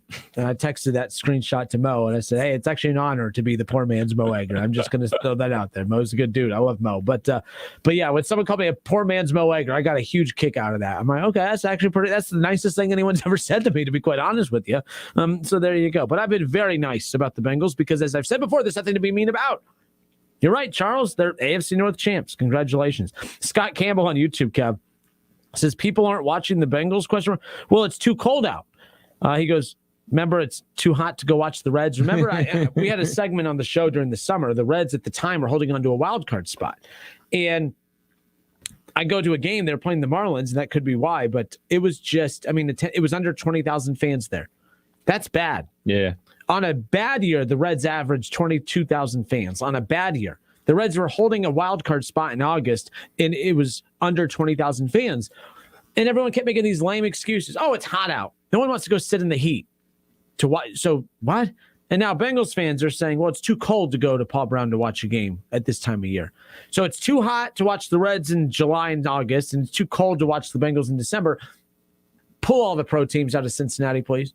Your fan base is too soft then, if that's the case. Well, this is the question. They have a guaranteed home game for the playoffs. It's a sellout, right? But they'll go to that.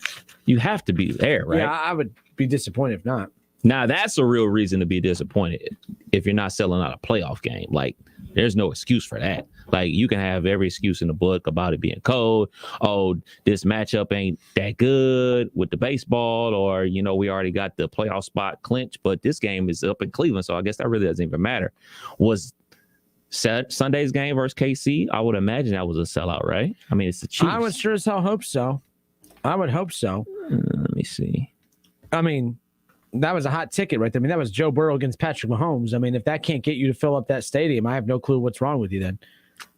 Coming from me, who didn't go to the game, though. See, that people always do that, though. Can't believe no one went to that game. Did you go? No. Okay. Well, I love watching the game on the couch. I tell you what, if I was a Bengals fan, I'd be at every game. I was at the Browns game when they were there. What was the score of that game, by the way? What was the score of that? Yeah, and I did hear Joe Burrow might play Sunday because this was the rumor. Okay, my sources. I'm going to pretend to be a journalist. Uh-oh. My sources told me that Joe Burrow was. If Baker Mayfield would have played Sunday, Joe Burrow would not have played because he would not have won. But now that Baker Mayfield is having season-ending surgery with 1 week to go. Now Joe Burrow's considering playing because he might have a chance to beat Cleveland. I'm just saying, they're just sources, you know. See, I'm making that up, just like most people. Just like anyone that ever says my sources say, I promise you, they're making it up after. They don't have sources. They just want to be able to throw out some crazy, conspiracy theory out there or some kind of storyline just to kind of get people buzzing and talking. So there's that. All right, here's the official attendance for Sunday's game with Kansas City and the Bengals. 64,505, 98% capacity, not fully sold out. How do you not sell out Joe Burrow versus Patrick Mahomes? You guys, I'm telling you now, I'm not trying to get off on the wrong foot with you guys. I'll defend fans here. There's been several instances with the Nebraska Cornhuskers, you know, to have that big sellout streak. They buy their own tickets and give them away to charities and things of that nature to keep that streak alive. Nebraska ain't been good in a decade and a half, but to keep that streak alive, they buy their own stuff. Why? So they could just lie like the Dragons do. Oh, goodness. How many games did you go to and there's nobody there? I shouldn't say nobody. That's not fair, but like I went to one Dragons game last year. Normally, this is the least crowded sellout game I've ever been to in my life. Hey, if I live in another state and I hear that there's some team in Dayton that has had how long of a sellout streak? That's impressive until you go and realize that it's not sold out. Or they might be sold out, but they're not sold out. I mean, you know what I mean? Taking. You have that friend that ever lied about how many times he got lucky in college? Oh yeah, it's the Dragons.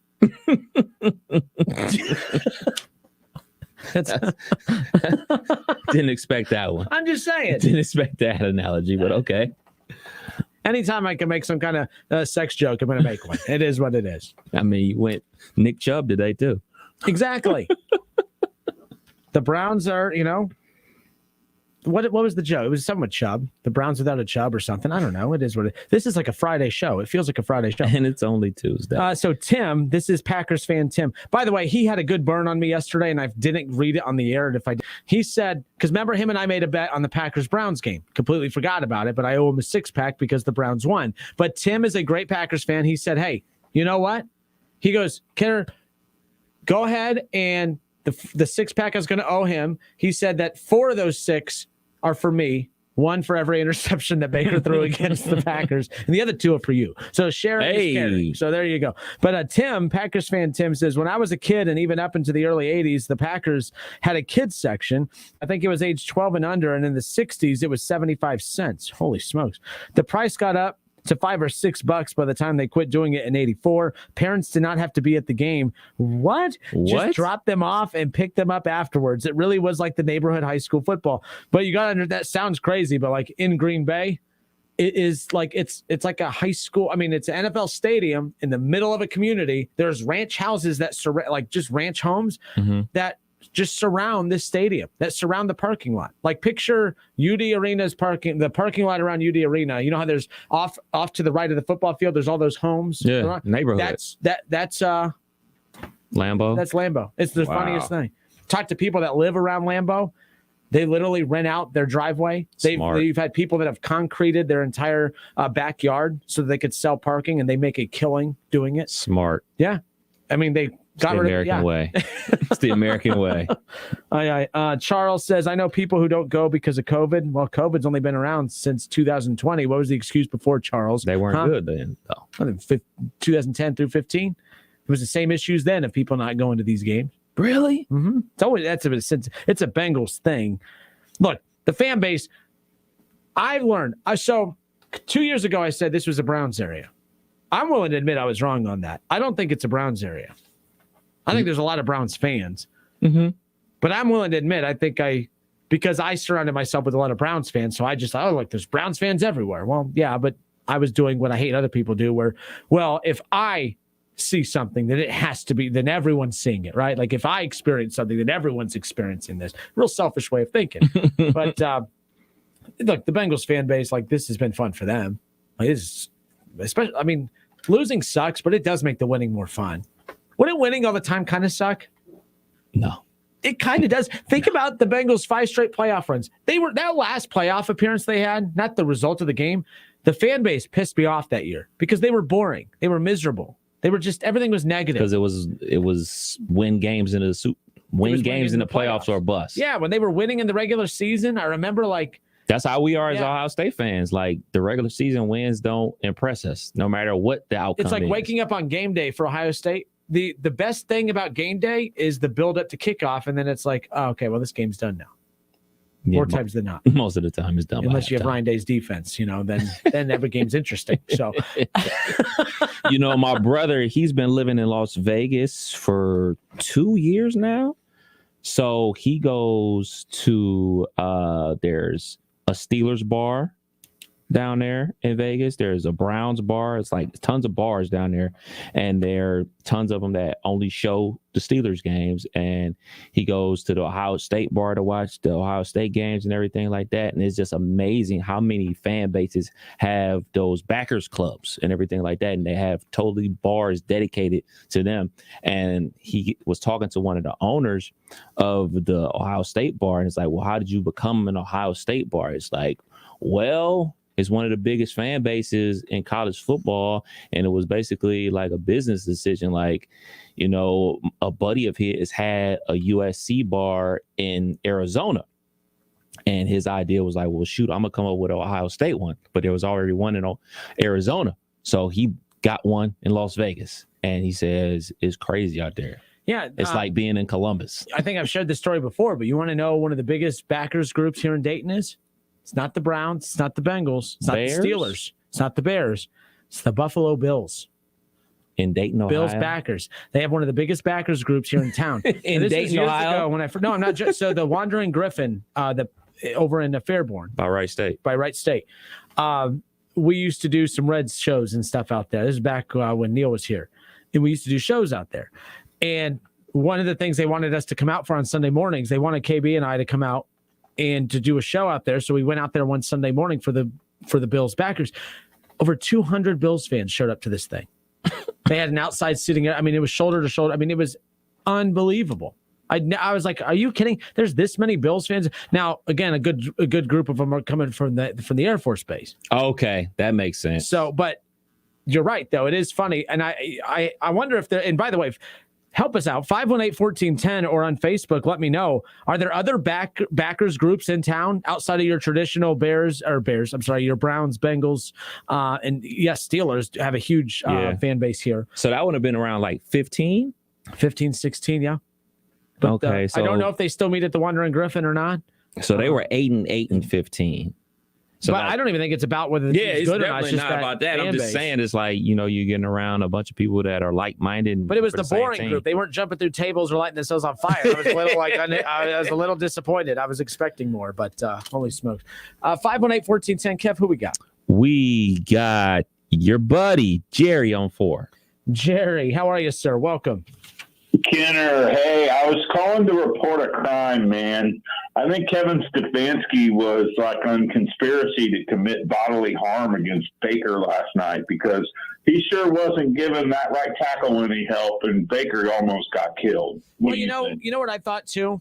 I thought that the play calling's been interesting and Stefanski-like. And I think some of it, Kev, I'm curious your thoughts. I think Stefanski's like, you know what? I'm so tired of hearing about how I'm holding Baker back or he's holding me back. Fine, you want Baker? Here's Baker. Shotgun, empty backfield. Oklahoma. 12 carries for Chubb and 38 attempts for Baker Mayfield. I think it was just one of those like, fine. You guys want Baker here?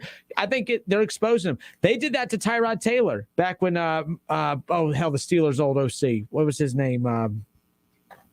You know what I mean?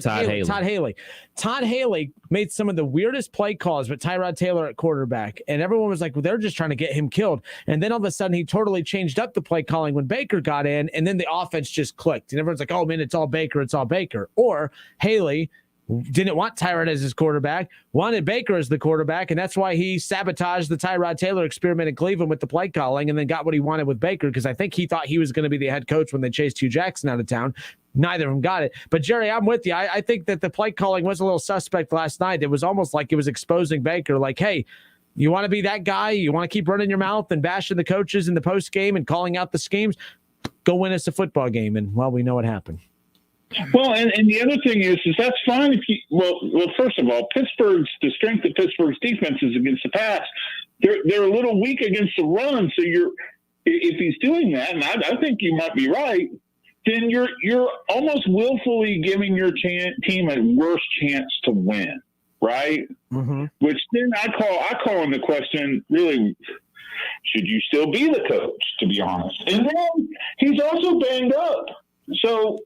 You're going to give a guy who's basically like got one arm, and he's got all kinds of other ailments, it's on the. No, I'm with you. Look, I don't think the answer is fire. I'm trying to get him run out of town. We got to stop doing the whole firing, quitting on quarterbacks and firing head coaches. I think Baker deserves one more year. You picked up the 5th-year option for a reason. I think they need to bring him back for one more year. You give 5 years to Baker and he doesn't capitalize on it. You won't hear a peep of of me defending him next year. Stefanski, he deserves more than 2 years. I think getting to the playoffs, winning in the playoffs last year. I'm sorry, he doesn't deserve to be chased out of Cleveland yet. But I think that everyone deserves another chance next year. I think that you need to see it one more time because this isn't a healthy team playing bad. It's an unhealthy, beat-up, COVID-stricken team. Yeah. I'd like to see him get one more run at it. And if not, I don't care how many injuries next year, how many COVID outbreaks next year, hopefully none. At that point, excuses, I'm over it. So we'll see what happens. Yeah, I got you. And as far as stealth fan bases around here, I'm not the only Raider fan in this area. I'll say that. What y'all gonna do? What y'all gonna do is win or go home on Sunday Night Football. Win, baby. Just win. That's all we can do. Hey, so you make the playoffs. Which team are you fearing the most in the AFC? Well, I'll tell you what. You would think Kansas City because they bum rushed us twice, right? But say it. But the team I want to play the most is Cincinnati. The team you want to play? I really hope we get to play Cincinnati. I really want to play that offense. That team just smoked you at LA, or at Vegas just a few weeks ago. It wasn't so much smoke. It was a close game until the fourth quarter, and then it kind of broke open late. But the way our defense is playing now that we're healthy on that side of the ball, I don't know. We can get after the quarterback now. You think you could stop T. Higgins, Tyler Boyd, Jamar Chase, Joe Mixon, and Joe Burrow? You have an answer for all of them. I think we might be able to put Joe Burrow out of the game, and then at that point, well played, Jerry. Jerry, talk to you later. Later. He went full football fan. Like, we knock him out, we ain't got nothing to worry about. True. It's true. Oh, not to stop him. We just have to knock him out of the game. He's not wrong. We'll be back.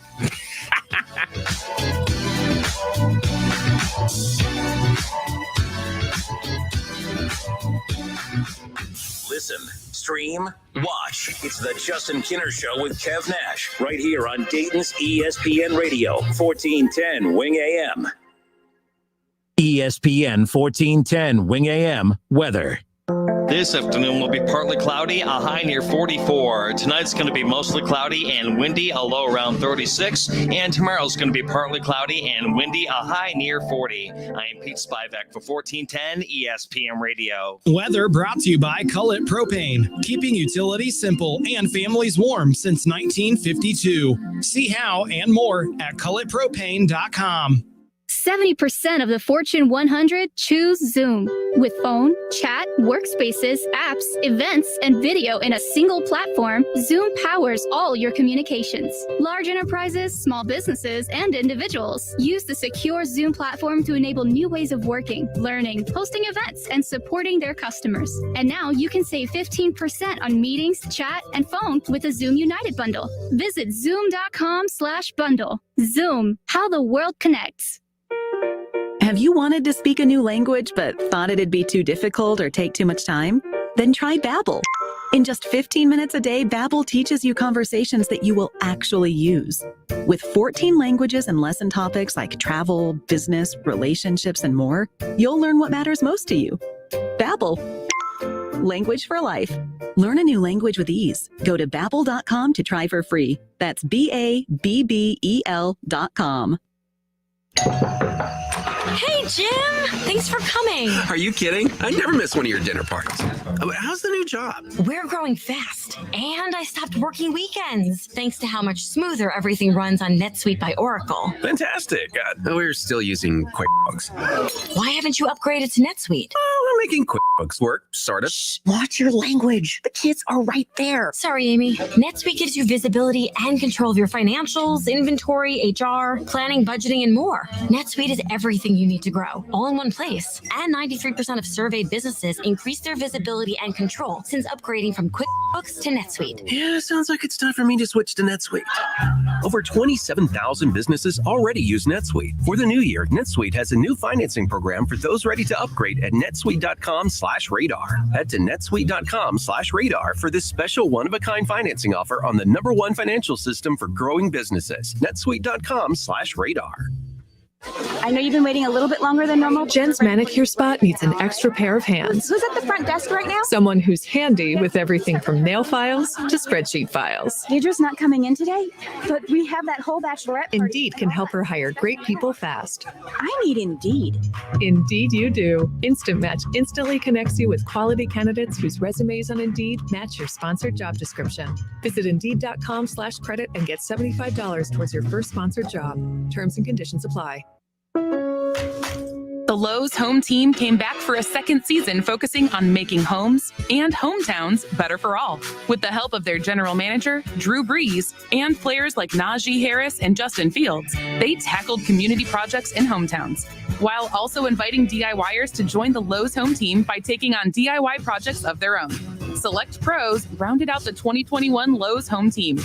Learn more about the Lowe's Home Team at lowes.com/home team.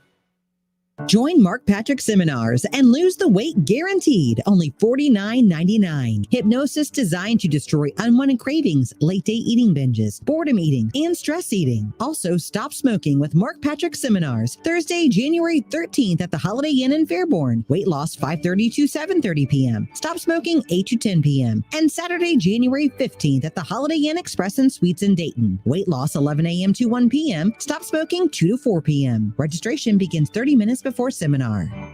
Yes, Miss Tubbs. No problem. I'll call someone about the plumbing. One of Beatrice's properties needs a new superintendent. Custodial team is not Someone with handyman superpowers and a concierge alter ego. Does anyone know any good electricians near Parkville? Indeed can help her hire great people fast. I need Indeed. Indeed you do. Instant Match instantly connects you with quality candidates whose resumes on Indeed match your sponsored job description. Visit Indeed.com/credit and get $75 towards your first sponsored job. Terms and conditions apply. Why does Walgreens offer copays as low as $0 and 90-day refills? Because we care about Medicare, so you don't have to. I mean, do you really care to hear me go on about same-day prescription delivery making your life easier? Or how there's a pharmacy expert available 24/7 and one-click refills? Well, I just did anyways. Fill your Medicare prescriptions with Walgreens and save. $0 copays apply to Tier 1 generic drugs and select plans with Walgreens as a preferred pharmacy. Restrictions apply. See walgreens.com/Medicare for complete details. Need more hires in the new year? Check out Indeed with Instant Match. You'll receive a list of quality candidates when you sponsor a job. Visit Indeed.com/credit. Family owned and operated for 3 generations. Collett Propane is proud to serve the greater Miami Valley. Let our family help protect your family from old man winter. Find out why 98% of our customers would recommend us to friends and family. Find us online at collettpropane.com or visit us in Xenia, Wilmington, or Lebanon. Collett Propane, proudly keeping the Miami Valley warm for over 65 years. Are you involved with a school or charitable fundraiser that holds an auction, bid and buy booth, or a raffle to raise money? Many of the most popular items at auctions or booths are autographed sports memorabilia items. How can you get great items in your event? Call Adam Walter at Sports Investments. Sports Investments has a consignment program for fundraisers that has provided outstanding items. You select items that are proven sellers, including autographed pieces from Tiger Woods, LeBron James, Joey Votto, the Big Red Machine, the Bengals, the Browns, UC, XU, UK, NKU, Dayton, Louisville, Notre Dame, and Ohio State. Sports Investments consigns the items to your group at a highly discounted price. And when they sell, you keep the profit. You don't pay anything in advance. And if something doesn't sell, you simply return it. You'll enjoy the experience of dealing with the Walter family. Call them at 513-891-5000. Email Adam at sportsinvestments.com or visit them on Montgomery Road, right off I-275, just 40 minutes from WING.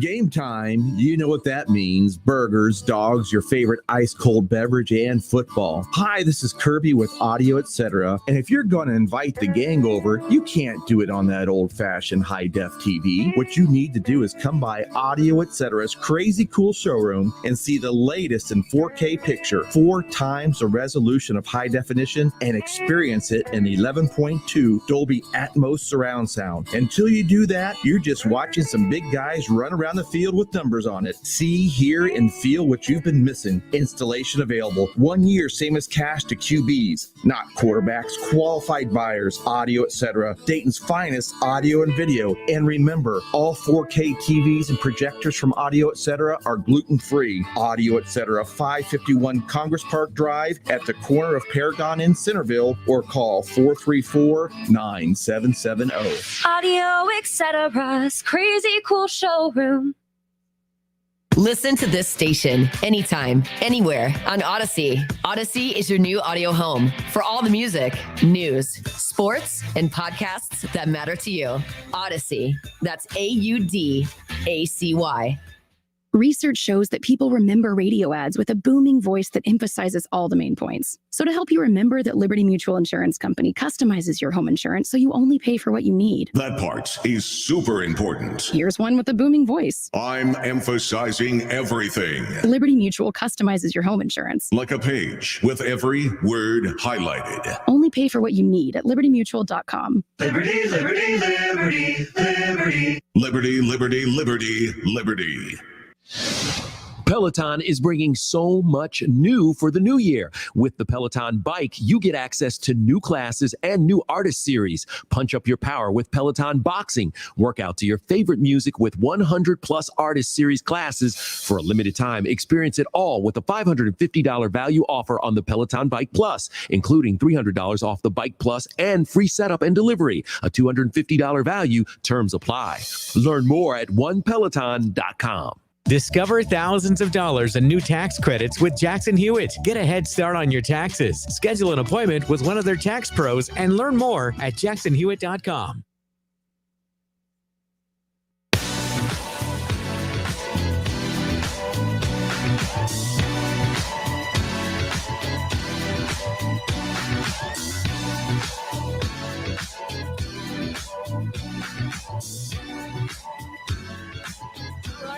Another show in the books. So if you had to give a grade to the new year, new me, what would the grade be? For you or the show? For living up to, my goal was to be more Bengal friendly. We're 2 days into this thing. It's a new show, new year, new me. Day 2, you get another check mark. So 2 check marks. You're 100%. All right, there you go. Got 3 more days to go this week. I got close early. The guy that brought up the attendance thing ticked me off. I had to.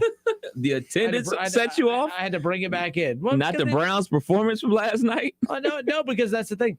Like they understand damn well why tickets are $9 for the Browns-Bengals this weekend. And I said, it's not because of the Browns. The Browns, they're top 5 in attendance in the NFL. I think it's the lack of an opponent that's coming in that has the tickets so cheap. That's what.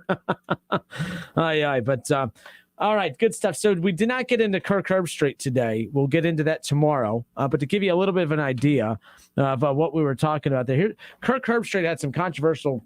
Well, I don't find them controversial, but they were controversial on game day earlier the weekend. Take a listen. We played in quote unquote meaningless games. I mean, I know you guys were here a lot, but I just don't understand. If you don't make it to the playoff, how is it meaningless to play football and compete? Isn't that what we do as football players? We compete. So I don't know if changing and expanding it is going to change anything. I really don't. I think that was Kirk Herbstreit on game day, and there's more that we'll cover on tomorrow. But I found it interesting. He basically made a comment that said that he believes that football players today don't love the game the way that they used to. And I agree with him. They don't love the game the way that they used to, but they love the game in a different way. And we'll talk about that tomorrow, because I'm getting tired of when it comes to this debate, Kev, that we act like there's only a right and a wrong side to things. Kirk Herbstreit has done the best job of anyone at having that take and putting it in a perspective that even the people that disagree with him have to at least understand where he's coming from. Maybe you. I don't know. That's the thing. I know you and I are on 2 different sides on this. I'll never go as far as saying that players don't love football today, but at the same time, I do think that the priorities are different. And Kirk Herbstreit called that out. But I don't think that just because the priorities are different, that the priorities are wrong. I just think it's as simple as that. They're different. And we'll talk about that on tomorrow's show. But if it's another opportunity to bash the other Michigan guy on there, but it's more power to him. How about old Jimbo? Might be on his way out of Michigan, by the way. He finally topped Ohio State, not confident that he could do it again, and he figured, what the hell, let me leave on a high note. Heavily rumored for that Bears job. Really going back home again. He's a former Bears quarterback. Him coaching Justin Fields. Yeah, okay. We'll see. All right, folks, have a great night. I joined the bowling league, by the way. Tonight's week 1. Strike. Got to start stretching. All right. I'm gonna have this bum left knee, my planting leg. I could be on the IR tomorrow, folks. It could be a lot. I got to get the ice ready. All right. Folks, have a great night. Hope everyone had a great day. Hope everyone's getting adjusted well coming out of the holiday break. I know that's always tough the week after Christmas and the New Year. Tell me about it. I'm working tomorrow. I don't feel too bad. Like I said, the batteries were recharged, and I love what I do. And I kind of got the batteries recharged. That's well, you're speaking to a person that hasn't worked a Wednesday since October, so just saying. I gotta start stretching my knee. Gotta get the ice ready. You get like a few beers too with it. Like I'm pretty excited about that. Even though I've already said, because I'm cheap, so I think it's like $20. You get like 3 or 4 beers or something. So I told a buddy of mine, I'm like, hey, I was like, I'll sell you my beers for $10. Then bowling's only $10 a week, and then boom, there you go. But I don't know. Beer sounds pretty good right now. Pretty refreshing. Folks, have a great night. We'll do this again tomorrow. Shout out to our sponsors, Tim's Bar and Grill on Brown Street.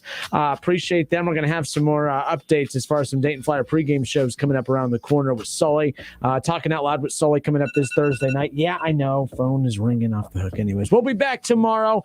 Shout out to Brad Mays with Home Experts Realty. If you're looking to buy or sell your home, give Brad Mays a call today.